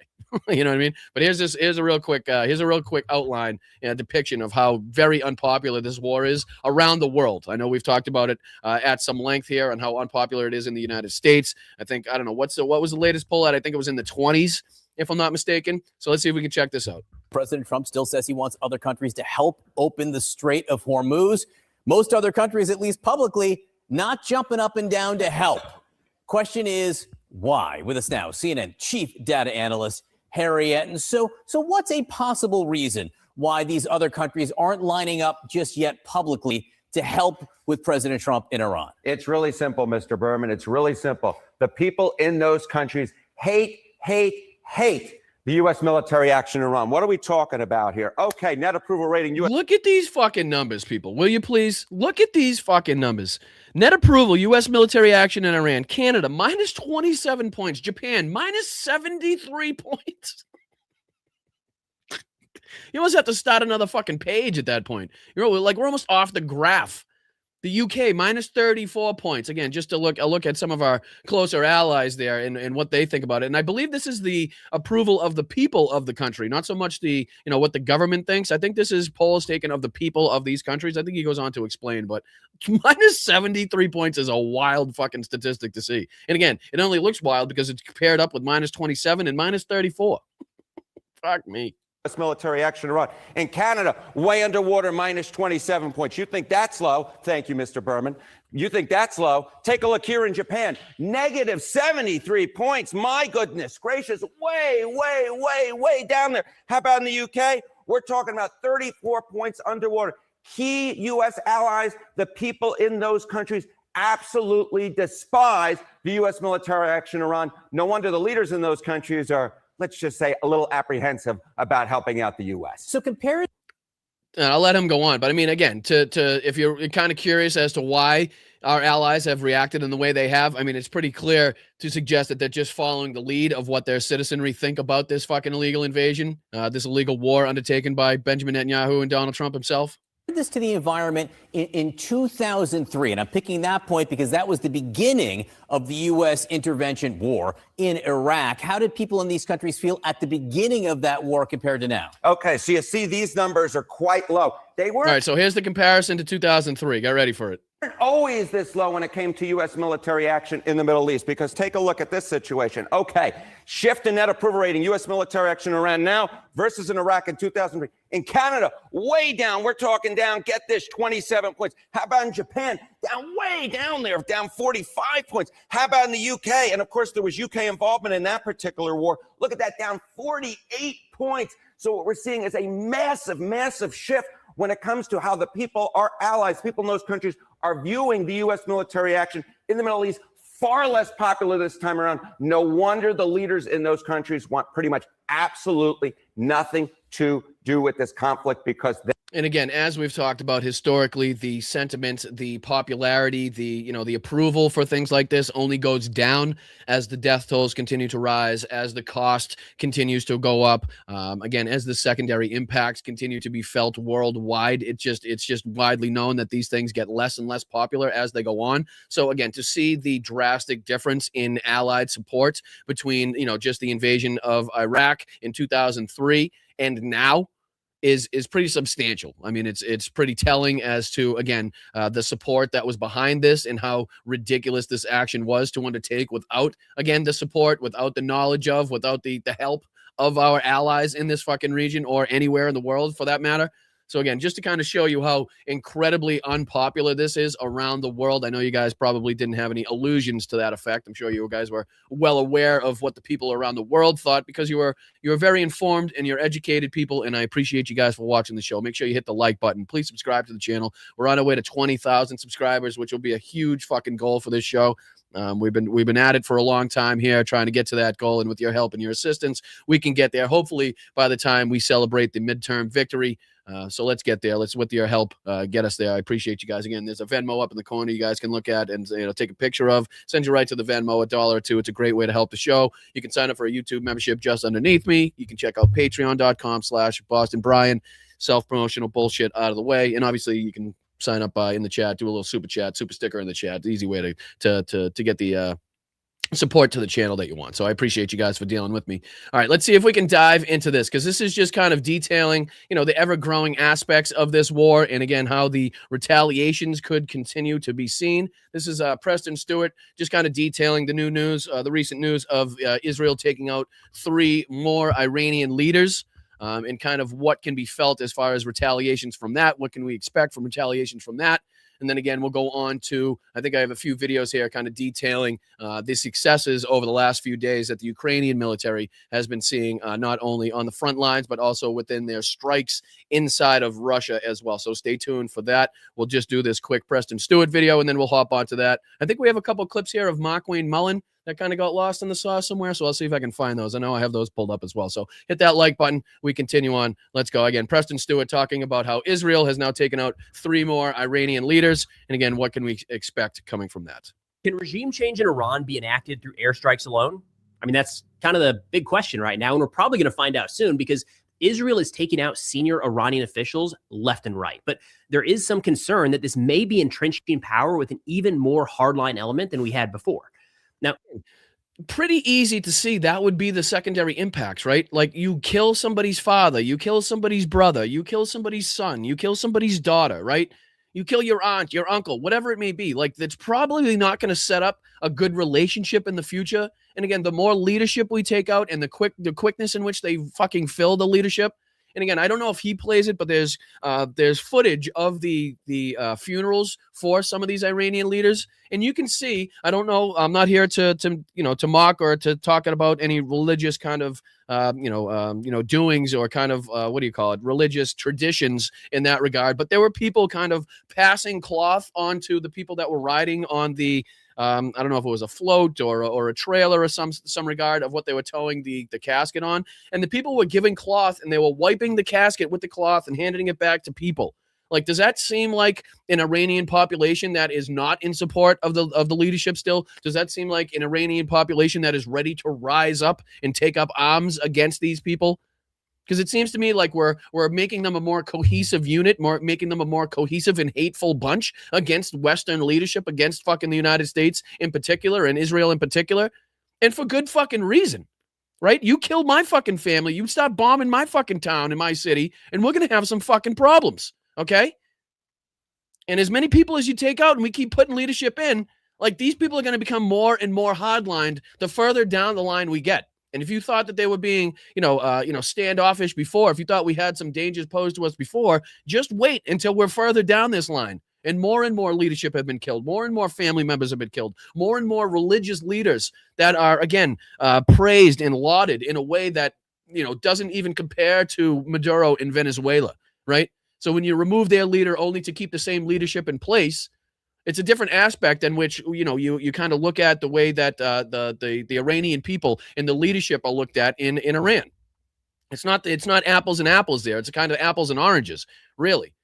So again, we're just creating a more hardlined element, a more dangerous element, people that are less and less willing to sit down again and negotiate with the United States like we kind of want them to be doing, so we could get equal laws, so we can get kind of these laws written to make sure that we have stability on the world stage, to make sure that we have kind of stability as far as nuclear weapons are concerned. But no. But again, this continues. In just the last 24 hours, Israel has eliminated 3 senior officials in Iran. I would argue the most significant elimination since Khamenei was killed in the opening wave of strikes. Now, starting out, the 3 that were killed here, Ali Larijani, his funeral actually was held today in Tehran. We got some pictures and videos of people, regime supporters. So you can see them here. You can see they have either cloth or they have some sort of plants. Forgive me for not being up to speed and up to date on these traditions and what's going on. I do apologize again. I'm not mocking or mimicking. I'm just kind of showing you that these people, it doesn't really show that they're, again, ready to rise up against these leaders that are being taken out consistently here. Continue. Watch as this plays. Like they'll hand it on to the people on the float. And then they'll kind of rub it on the picture or the casket, and then they'll hand it back to the people. Go into the street, showing their support. Ali Larijani, according to Israel, they say after the elimination of Khamenei, he functioned as the leader of the Iranian regime. He served as the... So again, does that seem like to you like a population that's ready to rise up in retaliation, rise up in defiance, and against this fucking regime? No, not at all. And again, I'm sure that's not wholly representative of the entire population of Iran, but again, it's a pretty good depiction of the people that are out in the streets, again, mourning the deaths of these leaders. Secretary of the Supreme National Security Council and acted as the regime's de facto leader. One of the most veteran and senior figure. They said he was one of the most veteran and senior figures within the Iranian regime leadership. Another man killed just yesterday was Brigadier General Soleimani, who served as the commander of the Besiege unit for 6 years. That is kind of the secret police, internal police that cracks down on protesters, has a brutal track history. They say the Besiege unit was under his leadership, and he served as the regime's primary instrument of repression. They say he took a significant part in the violent suppression during the protests in Iran. So when you're talking about the 30 to 40,000 Iranian civilians that were killed by the regime during those protests, the besiege, excuse me, played a significant role in those atrocities. And then just a few hours ago, we got confirmation, not just from Israel, but from Iranian sources as well, that their minister of intelligence was taken out earlier today. This was Ismail Hatib. According to Israel, they say he oversaw the Iranian Ministry of Intelligence, the Iranian regime's primary intelligence organization, and a key organization behind the regime's repression and terror. They say he played a significant role in directing attacks and the killing of protesters during the recent internal protests in Iran and during the hijab protests. They say he led the Iran Ministry of Intelligence terrorist activities against Israeli and American targets worldwide, including Israeli targets during Operation Roaring Lion. So look, the Israeli penetration of the IRGC is still very much a thing. The fact that they are going after these guys, 2+ weeks after the war began, they've changed locations, they've changed security protocols, they're probably spending more time in bunkers. The idea that Israel is able to locate them in real time and carry out effective strikes is pretty telling. And it gives you an idea that I don't know so much. I mean, I'm not to again take any away from his kind of critique of what's been going on here, or his analysis, I should say, but I think there's been ample video to show that the Iranian leadership, and again, I don't know if these gentlemen, these people were specifically involved in those kind of, marches or protests that were going on, but a lot of the Iranian leadership really have been out in the streets kind of showing their faces. And again, I don't know to what extent these people have been involved in that, but I don't think it would be that difficult really still with these people trying to be out and about with the people for then the Mossad or the IDF to target them. So to speak. But again, not to take anything away from the analysis here. Again, Israel right now, we're seeing a difference between the U.S. and Israel, different targets that the two countries are pursuing. The U.S. is much more focused right now on Iran's military capabilities. So they're going after missile storage facilities, launchers to a degree, a lot of focus on their Air Force and their Navy along the coastline. Israel has been going after a lot more of the mobile launchers, understandable because most of those missiles are being launched in Israel, and then taking out senior leadership figures. They've even branched out a bit to start going after some besieged checkpoints spread throughout Israel. And we've seen this now for a couple days with clearly Israeli drones overhead watching these checkpoints and carrying out what appear to be strikes with either small diameter bombs or maybe Hellfire type missiles, a relatively small munition compared with like a 500, 1,000 pound bomb that we're seeing used in other facilities. But you can see that Israel is just going down this list, right? The supreme leader was killed. Now we've got more senior officials killed. Besiege is kind of where the rubber meets the road and where the regime cracks down on the protesters. Now, it's possible that the idea here, and we've heard this kind of echoed at times from the U.S. and Israel, that we're trying to open the door for the Iranian people to rise up and take back their country. And again, we'll end on this point here, but this is kind of the ridiculousness of what Donald Trump was calling for. And again, the difference in what we're seeing on the ground, the difference in reality of what's actually taking place on the ground. Again, as you just saw for per the footage of the funeral for these leaders that were killed, for Donald Trump to consistently think that the Iranian people are going to rise up, right, that they're going to take up arms and weaponry against the regime and they're going to overthrow the regime, just doesn't seem to be coming to fruition. As much as they'd like to see that happen, it just doesn't seem like it seems like that's a really tall ask, a really tall order, and we're only making this a more cohesive unit again against the Western imperialism, against the Western threats to their country. Right, when they scream death to America, now we've given them more reason, many people more reason that have now lost loved ones, that have now had their sons, daughters, fathers, mothers murdered in these brutal attacks and strikes taken out. They're just making those a more cohesive bunch against Western, powers, against the United States, against Israel. And that's going to be going forward and forward. And again, what are we going to continue to do? We continue to take out leadership after leadership after leadership, and they're going to keep installing people. And it's going to be a more hardline people that are going to be in power eventually when we do inevitably pull the plug on this and decide to get the fuck out.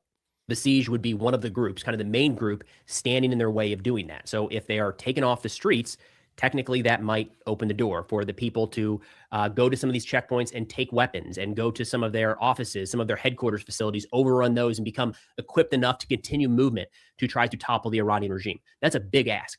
And I'm not sure. We've been skeptical here throughout this conflict and before. And again, I think it's getting ever more obvious that is not something that is likely to take place in this regard.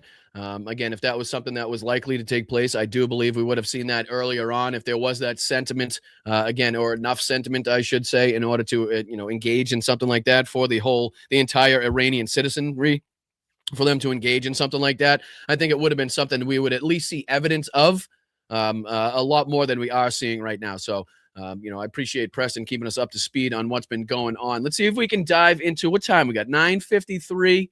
I guess we could dive into a couple of these and still get everything in, I do believe. Let's see if I can throw this on the screen. Because, again, this is just OSINT Defender, and this is just kind of detailing the impacts and the ongoing retaliations that still are being felt in the regions. Again, as much as Donald Trump and Pete Hegseth love to tell you that their military capabilities have been totally erased and that there's no threat posed to the area and that everything's all, hunky-dory and don't worry about the Strait of Hormuz.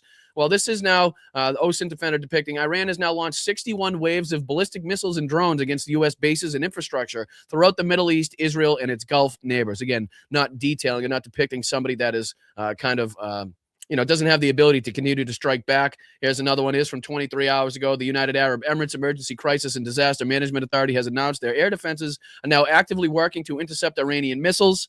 People have been advised to remain in safe locations. Again, depicting the ongoing strikes here. Explosions were reported in Tel Aviv, Israel, as Israeli air defense systems engage Iranian missiles. I think this might be some of the footage from that. Here's some of the cluster munitions from an Iranian medium-range ballistic missile seen falling over central Israel during the latest attack by Iran. Again, kind of depicting their ability not only to target, but to also affect some damage on these different sites still. Let's see here. So you can see the cluster munitions kind of spread apart from the original missile itself.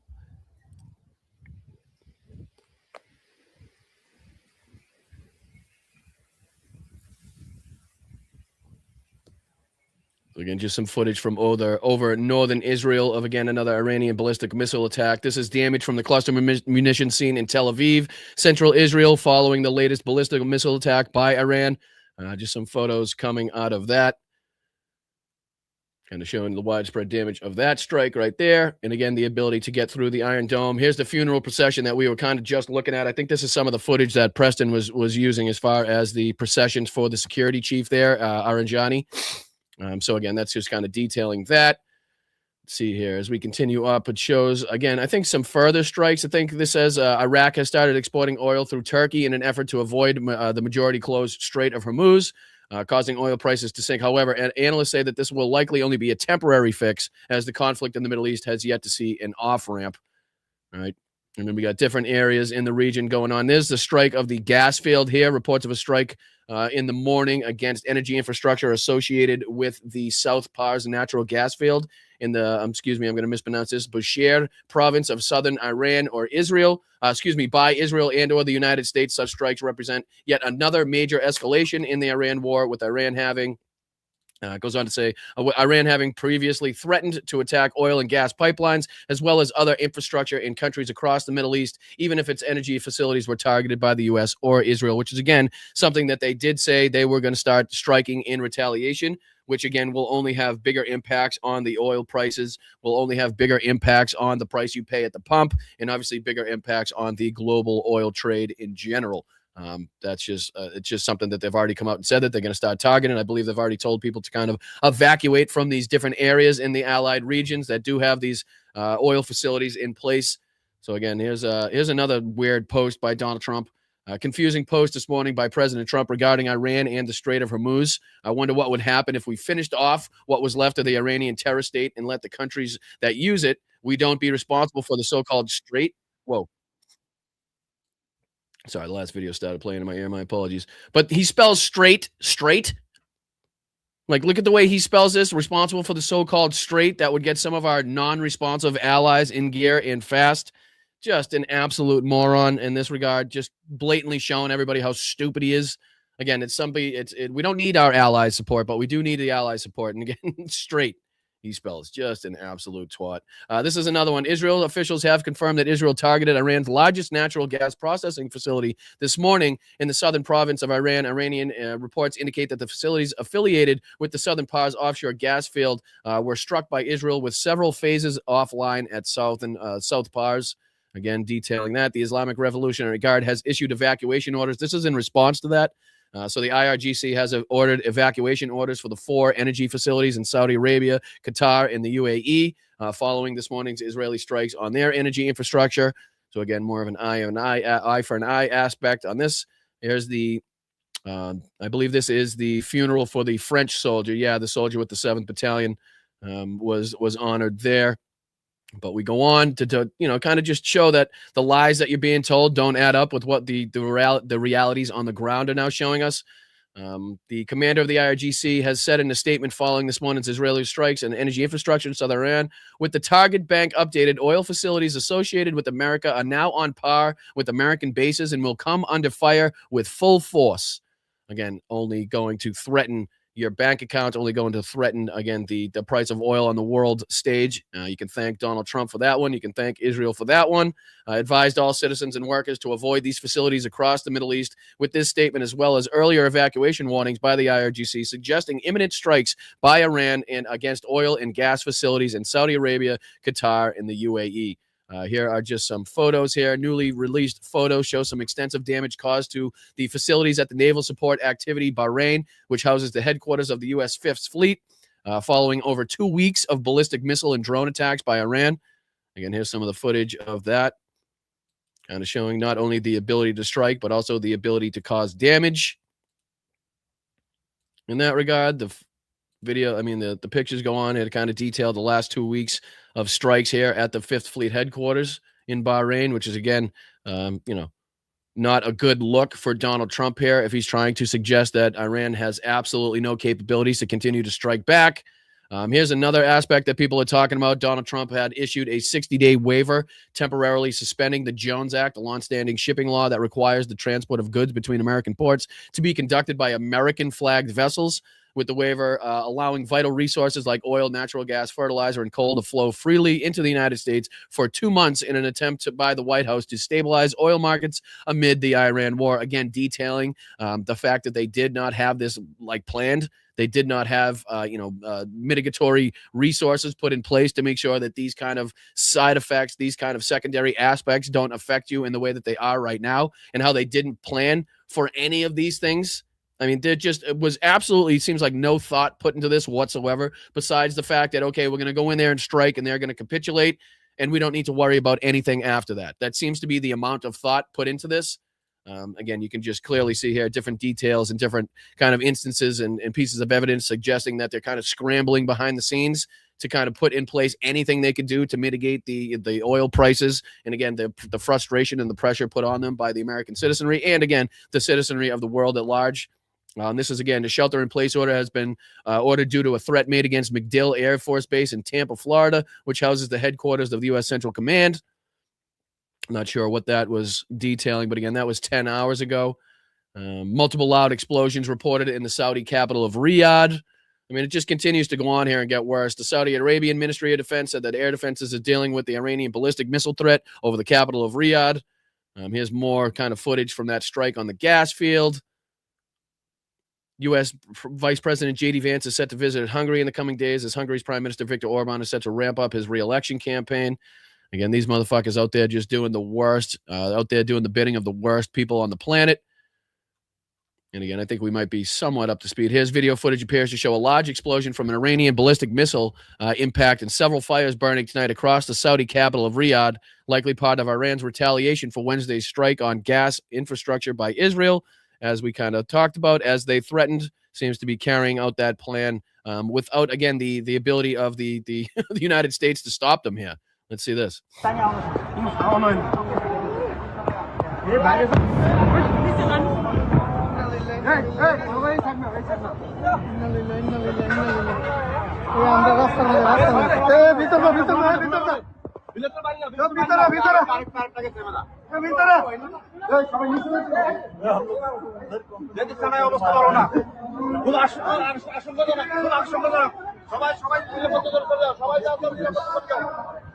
So it looks like two separate strikes there. It looks like he panned the camera. It looks like one fire, and then this looks like this secondary explosion was in a totally different area. Again, kind of detailing the ability and the effectiveness of Iran to still penetrate the Iron Dome and to get through that. Here's the Saudi Ministry of Defense. Oh, excuse me, that was over Riyadh. My apologies. My apologies on that one. But that was in retaliation for the strikes on the gas field by Israel. But again, this is the Saudi Ministry of Defense claims to have successfully intercepted and downed a total of 4 Iranian ballistic missile launched earlier towards Riyadh, with debris falling as a result of the interception in scattered areas of the capital. There's some more footage from that. Thick black smoke seen rising from fires burning at 2 impact sites from Iranian ballistic missiles in the Saudi capital of Riyadh. And it continues. Another angle showing the Iranian ballistic missile attack there. Where else here? Where else are we going? Footage appears to show the moment that the medium-range ballistic missile impacted a target, reportedly an oil depot and other energy infrastructure near the Saudi capital. I think that's probably just a different angle. Here's Qatar's energy Ras Laffan industrial city to the north of Doha, Qatar's main site for the production of liquefied natural gas in gas to liquid, as well as the largest export terminal for LNG in the world, has been heavily targeted tonight by ballistic missiles fired by Iran. Extensive damage to the site and several facilities are being reported by Qatar Energy. Let's see if we can just get a little footage of that, a little look at this video that they put in here.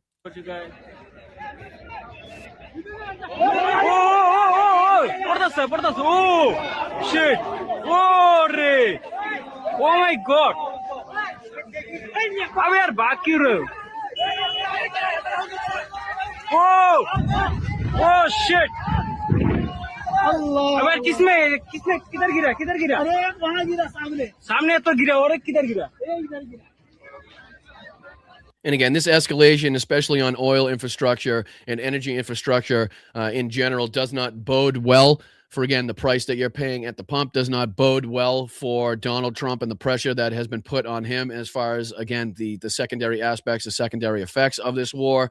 Just continues to show that this is increasingly out of control and out of Donald Trump's hands as far as the retaliation, the strikes and retaliation, the strikes to oil infrastructure, the strikes to the liquefied natural gas infrastructure that we're seeing here, to the largest LNG terminal in the world. Again, you can only see how those repercussions would flow downhill to you guys as well. I think here's another aspect, another angle of that same attack there on Doha, Qatar, and that LNG site there. Let's see if we can take a look at this real quick.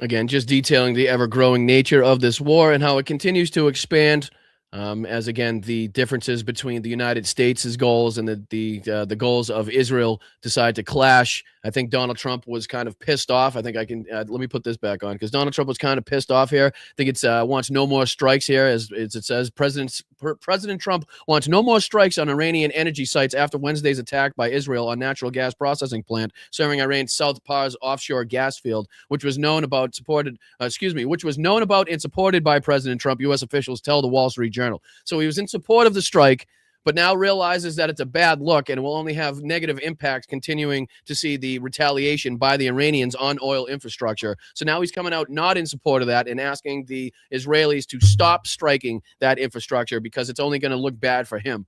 President Trump supported today's strikes as a message to Tehran over its attempts to block the Strait of Hormuz, but believes Iran got the message and is now against attacks on Iranian energy oil infrastructure, the officials said. But Trump could once again be open to targeting more Iranian energy facilities depending on Tehran's future actions in the Strait. Again, using that as kind of leverage to try to get some of the Strait opened up there, which again just goes to show you his kind of how much he's panicking behind the scenes as far as getting the Strait open, as far as keeping the oil flowing to make sure that, again, the secondary impacts don't outweigh what he believes are the benefits to this war, which are just fucking ridiculous. Here's another moment from an Iranian medium-range ballistic missile attack on a home tonight in the Jewish settlement of Netta in southern Israel.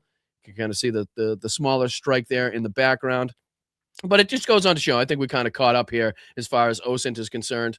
Qatar has said that Iran has conducted a second strike on their LNG production facilities, resulting in damage and fires, but no casualties. That was 3 minutes ago. So again, these attacks are ongoing as we speak here. The retaliatory strikes are, continuously seen here. Again, as we're speaking, Donald Trump would love to tell you that he's completely eradicated all of their military capabilities, but we continue to see here day after day after day these strikes in retaliation of what's been taking place. So again, let's dive on to a little bit of what's been taking place as far as bad news on the front lines. Let's take a look at some of the bad news faced by Russia on the front lines over the last couple days. I mean, these numbers are pretty astronomical compared to what we've seen lately. I don't know if you immediately recognize the number that jumps off the page here as far as Russian losses as of March 18. But if you look right there at the top, you'll see that there was another 1,710 Russian troops taken off the battlefield in a 24-hour period, depicting either ongoing offensives or attempts at offensive by the Russian military that did not go how they thought it was going to go. But that's a substantial fucking number of people taking off the battlefield there, numbers that we were more akin to seeing in the summer months. When the attacks were more broad, when, a lot more troops were engaged on the battlefield, when there was more use of armor. Again, the days were longer, the weather was better. These are more akin to the numbers of that. So again, another 1,710 troops taken off the battlefield, along with 11 armored personnel vehicles, along with 230 vehicles and fuel tanks, 3 tanks itself, 29 artillery systems, 1,189 UAVs.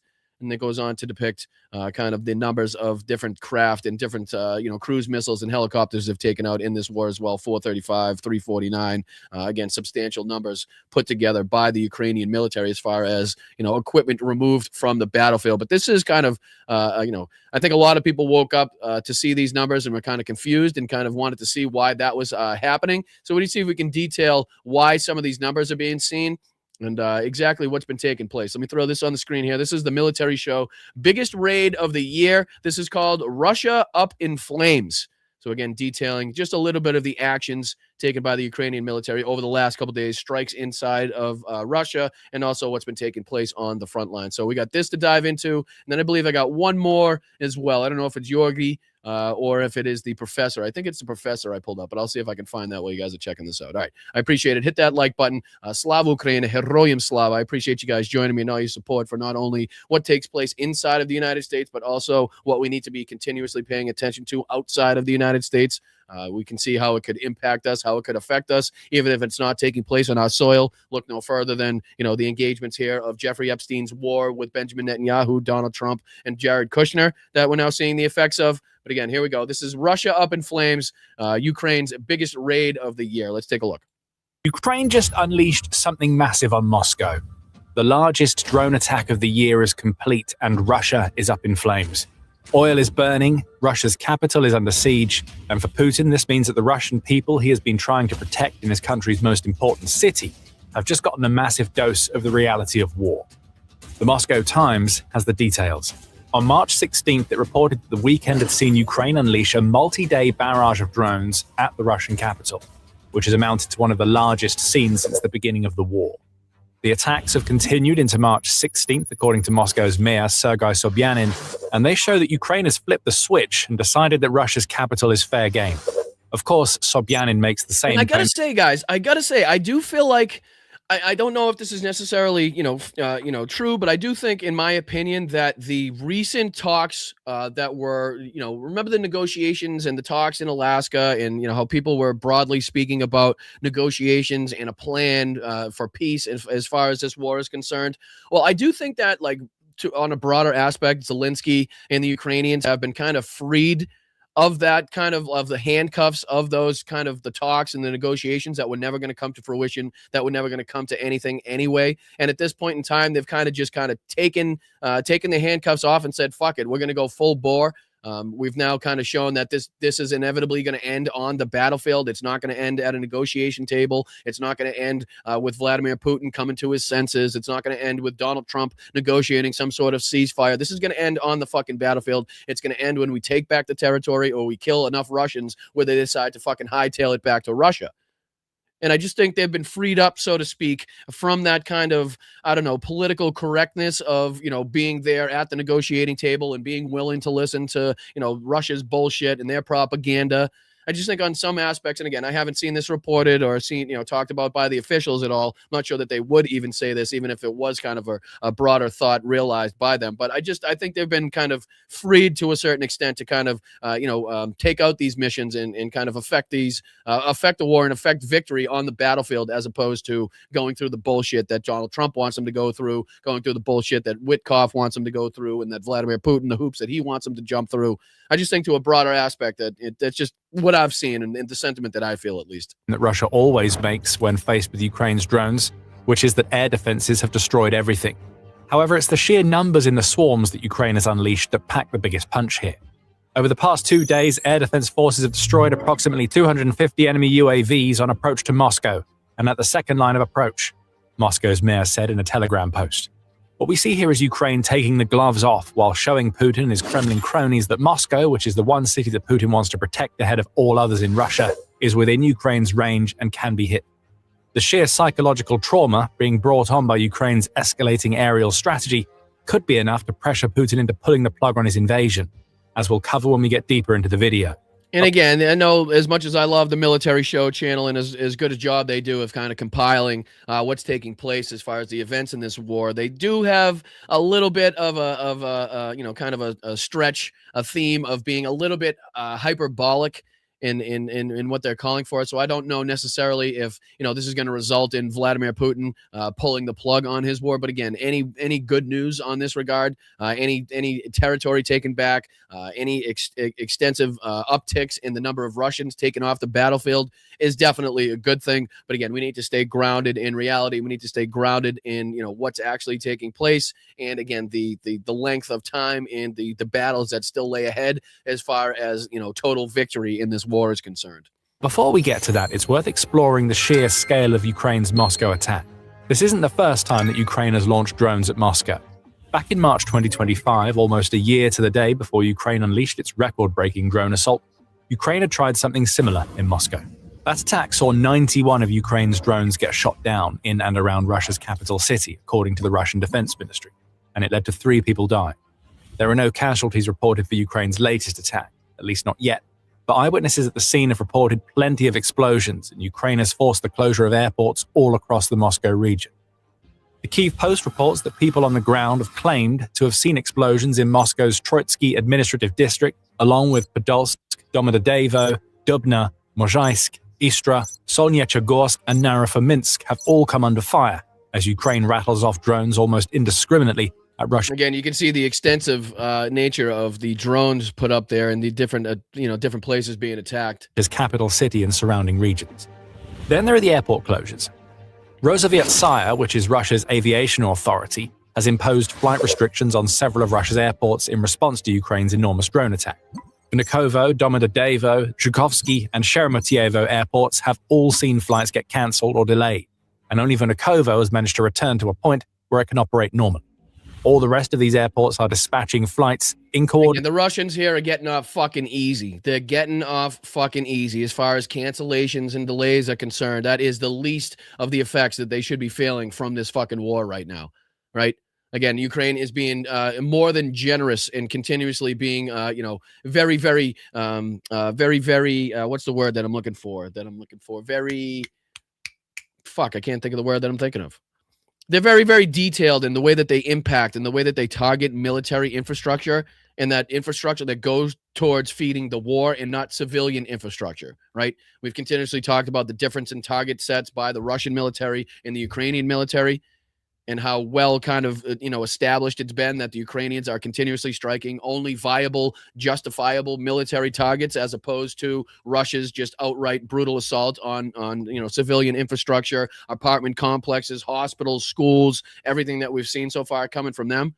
So again, they've been very kind of, they've been really good at holding back as far as that's concerned. So for these people to be complaining about, flight cancellations and different aspects of fucking, kind of their daily lives being disrupted, they could be feeling it a lot fucking more if they really, if the Ukrainian military really wanted to turn up the heat and kind of match eye for eye what the Russian military has been doing. But again, they don't do that. They are more, more skilled and more respectful, on the broader aspect as far as what they're targeting and how they go about enacting this war. So again, here's another one to kind of explain. We'll finish on this one. I might even get you out of here a couple minutes early tonight. This is from the professor, where he talks about Ukraine hits hard, Russia's losses nearly double, and he goes into kind of talking about the substantial uptick in the Russian losses as well. So if we could just dive into a couple minutes of this, talking about more of the attacks, more of the successes seen by the Ukrainian military in the last couple days alone. So let's check this out too. It's Wednesday, March 18th, 2026. Something changed between yesterday and today. Engagements spiked. Russian casualties spiked. I'll show you all that. But first, we'll start with what we normally start with. What were the overnight attacks from Ukraine into Russia. This is what I saw last night before I was going to sleep. There was going to be a lot of hits into Russia from Ukraine. Atesh partisans disabled a locomotive near occupied Simferopol, Crimea, disrupting a key rail line supplying Russian forces fighting in Zaporizhia, blocking planned resupply to southern units. You can see that here. Satellite images from Radio Sabova confirm a strike on the 123rd Aircraft Repair Plant in Saria, Russia, showing 3 holes in a hangar roof. Report said up to 7 drones targeted the facility, but you can pretty clearly see in this hangar roof, like now you see it, now you don't, right? Something clearly went through there. Russia launched 150 satellites since invading Ukraine, according to the Euromaidan press. 253 Russian low-orbit spacecraft circled the Earth. China is sharing data from 1,094 more. Ukrainian territory gets scanned. And again, I think this is as Vladimir Putin came out to try to say that they have no involvement. They're not sharing intelligence with Iran. They're not helping the Iranians, which is complete and utter horseshit. Same thing with the Chinese as far as that's concerned. And this is just showing that the low orbit spacecraft circling the Earth, and China is sharing data from over 1,000 of those. Ukrainian territory gets scanned dozens of times a day, which we suspected not only here but in other regions, so that these different kind of axes of evil can work together and share their intelligence to get around the Western powers as they want to. Dozens of times a day. This is, again, in Euromaidan press. Just one line I want to show you in this article. Blind zones barely exist. The outlet notes, every Russian satellite will sooner or later fly over Ukraine. The only question is when exactly and what it will manage to see. So it's just like having drones in the sky. You just have to assume that you're being watched. Okay, drone struck Krasnodar overnight, likely brought down by electronic warfare means, hitting multi-story building. And again, these are all strikes overnight. So these are all detailing, the activity of the Ukrainian military, not only striking different areas around Moscow, but also taking out different strategic areas, strategic military sites in and around the area, both on, on Ukrainian soil and inside of Russia itself. So again, just to show you how active they continue to be and how I believe that the handcuffs have been taken off and they've been kind of, relegated to show that they're going to win this on the battlefield. We continue to show their effectiveness here. Kilometer from the Krasnodar Central Military Airfield. I'm sure it'll be played up as, see, those bad Ukrainians are targeting civilians, but you're 1 kilometer from the Central Military Airfield. They weren't interested in the civilians. They were interested in the airfield. Another 3 kilometers, from Krasnodar Central Military Airfield. And again, there's a big fucking difference in targeting a military airfield and having a drone go off course, or having some mechanical malfunction, or having some sort of, pilot error or whatever it may be, as opposed to, again, specifically targeting residential areas, in which Russia blatantly does. So again, this isn't, war is hell. Mistakes happen. Things happen all the time that you can't control, that necessarily you didn't set out to do, wasn't one of your objectives, wasn't one of your goals, didn't mean to have happen.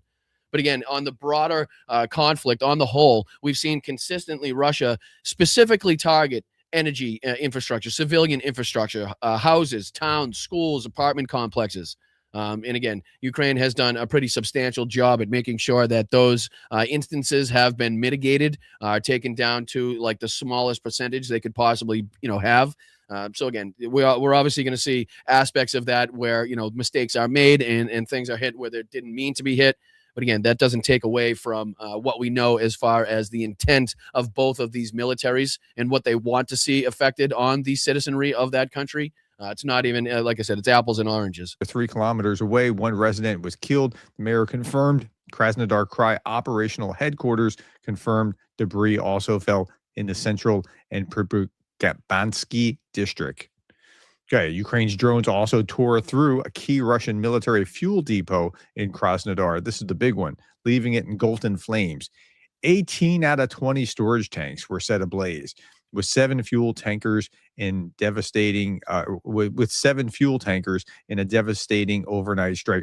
So you continue to see Ukraine's abilities to not only strike different targets, but also continuing to go after, Russia's oil capabilities, even though we've seen in the last, few weeks or a few days that Russia has been able to make substantially more money due to the rise in the oil prices. I think it was something like $150 million a day extra that they've been managing to bank, again, from the results of Donald Trump's illegal war that he has undertaken.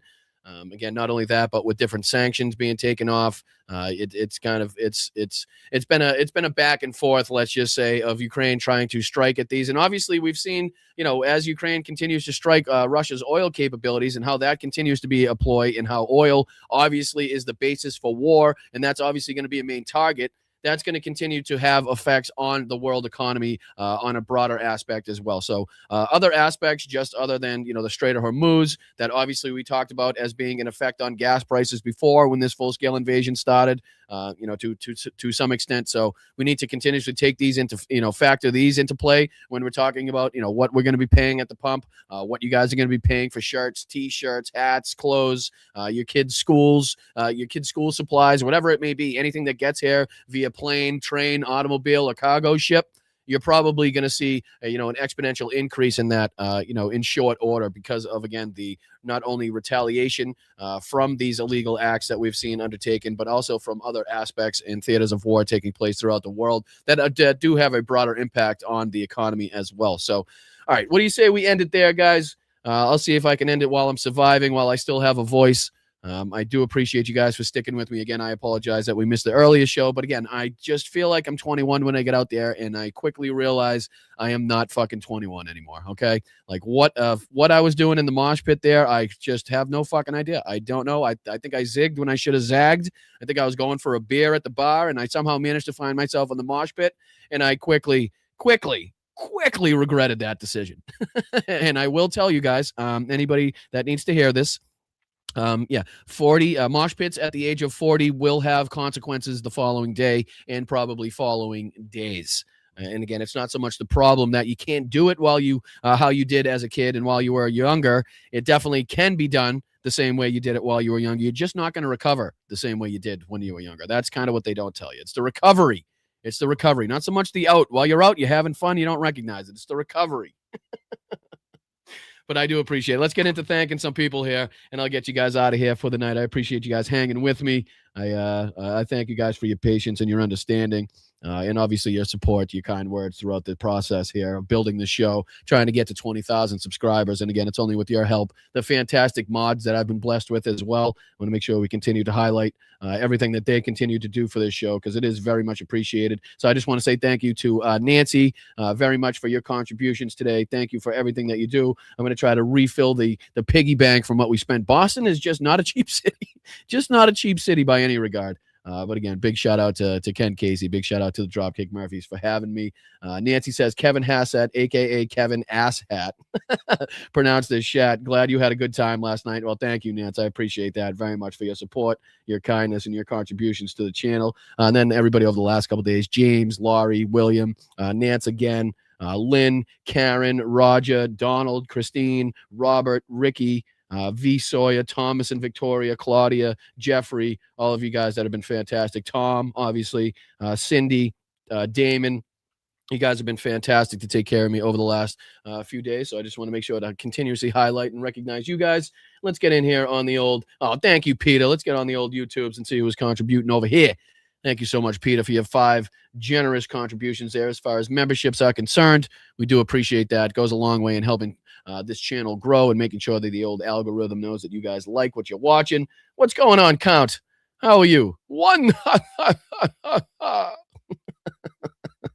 I appreciate that. Thank you so much for the $5 super sticker. Shout out to you, as always. Thank you so much for being here. Thank you so much for watching and contributing. It means the world to me. It really does. Thank you, Bill. What's going on, Bill? Appreciate you becoming a new YouTube member, brother. Very much appreciate that. Thank you for being here. Thank you for contributing. Thank you for joining the show as a member. We always appreciate new members here, and we always make sure to grow this community.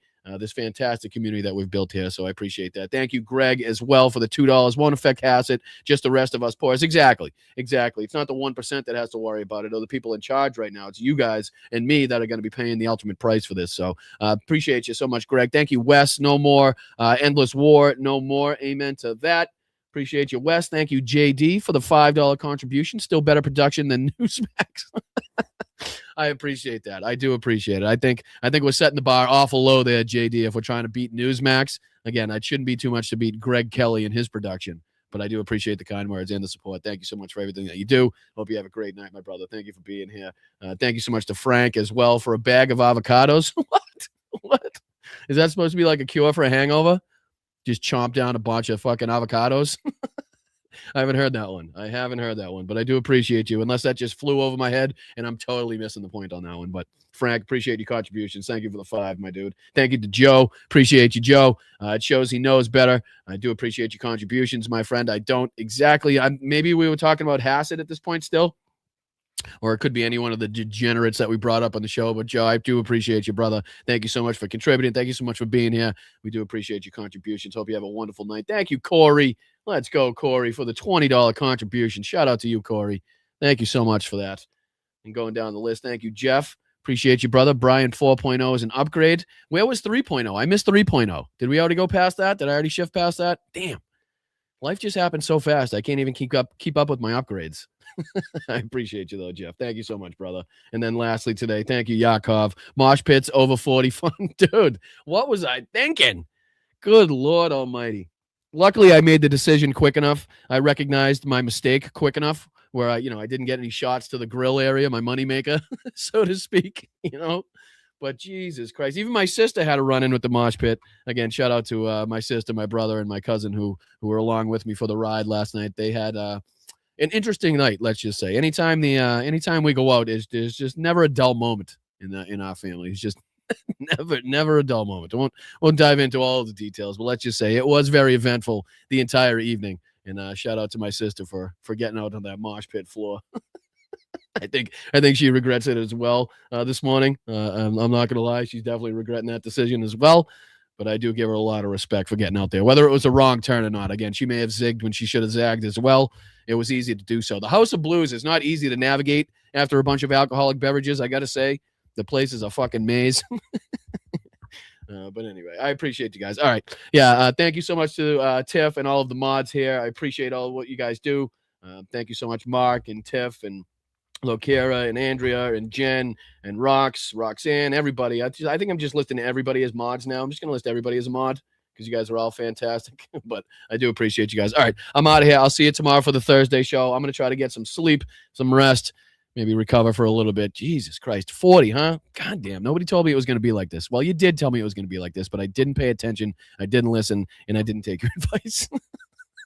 But good to know I still got it. All right, I'm out of here. What's up, LD? Good to see you down there. I appreciate you guys. All right, I'm out of here. Hit that like button on the way out. Subscribe to the channel. We're trying to get to 20,000 subscribers, and it's only with your help that we're going to get there and do all the good things, all of the self-promotional things that you need to do, whether Venmo or PayPal or fucking Patreon or whatever it may be. I don't know. Send a super chat. Help me out somehow. I need it.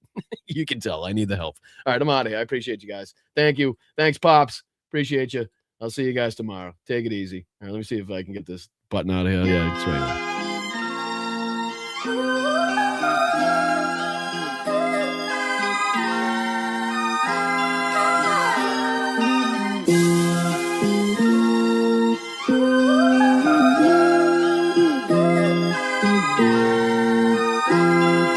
See, Rox knows what I'm talking about. Rox knows what's up.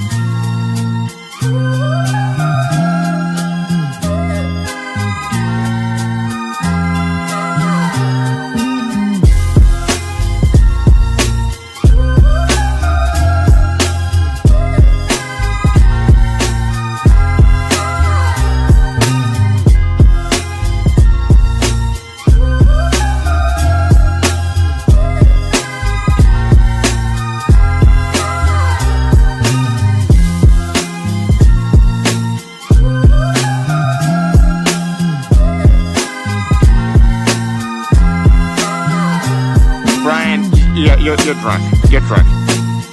Brian, you're drunk. Get drunk. This guy's been drunk all day. Brian, yeah, you're drunk. You're drunk. Eating the dogs, the people that came in, they're eating the cats, they're eating the pets of the people that live there. I'm standing up here bashing the living shit out of Nazis. Oh, get those lights off! Off! Turn them off, they're too bright, turn them off! Here's a thought, grow a sack, fill it with some balls. We're inviting Americans from all across the country to come.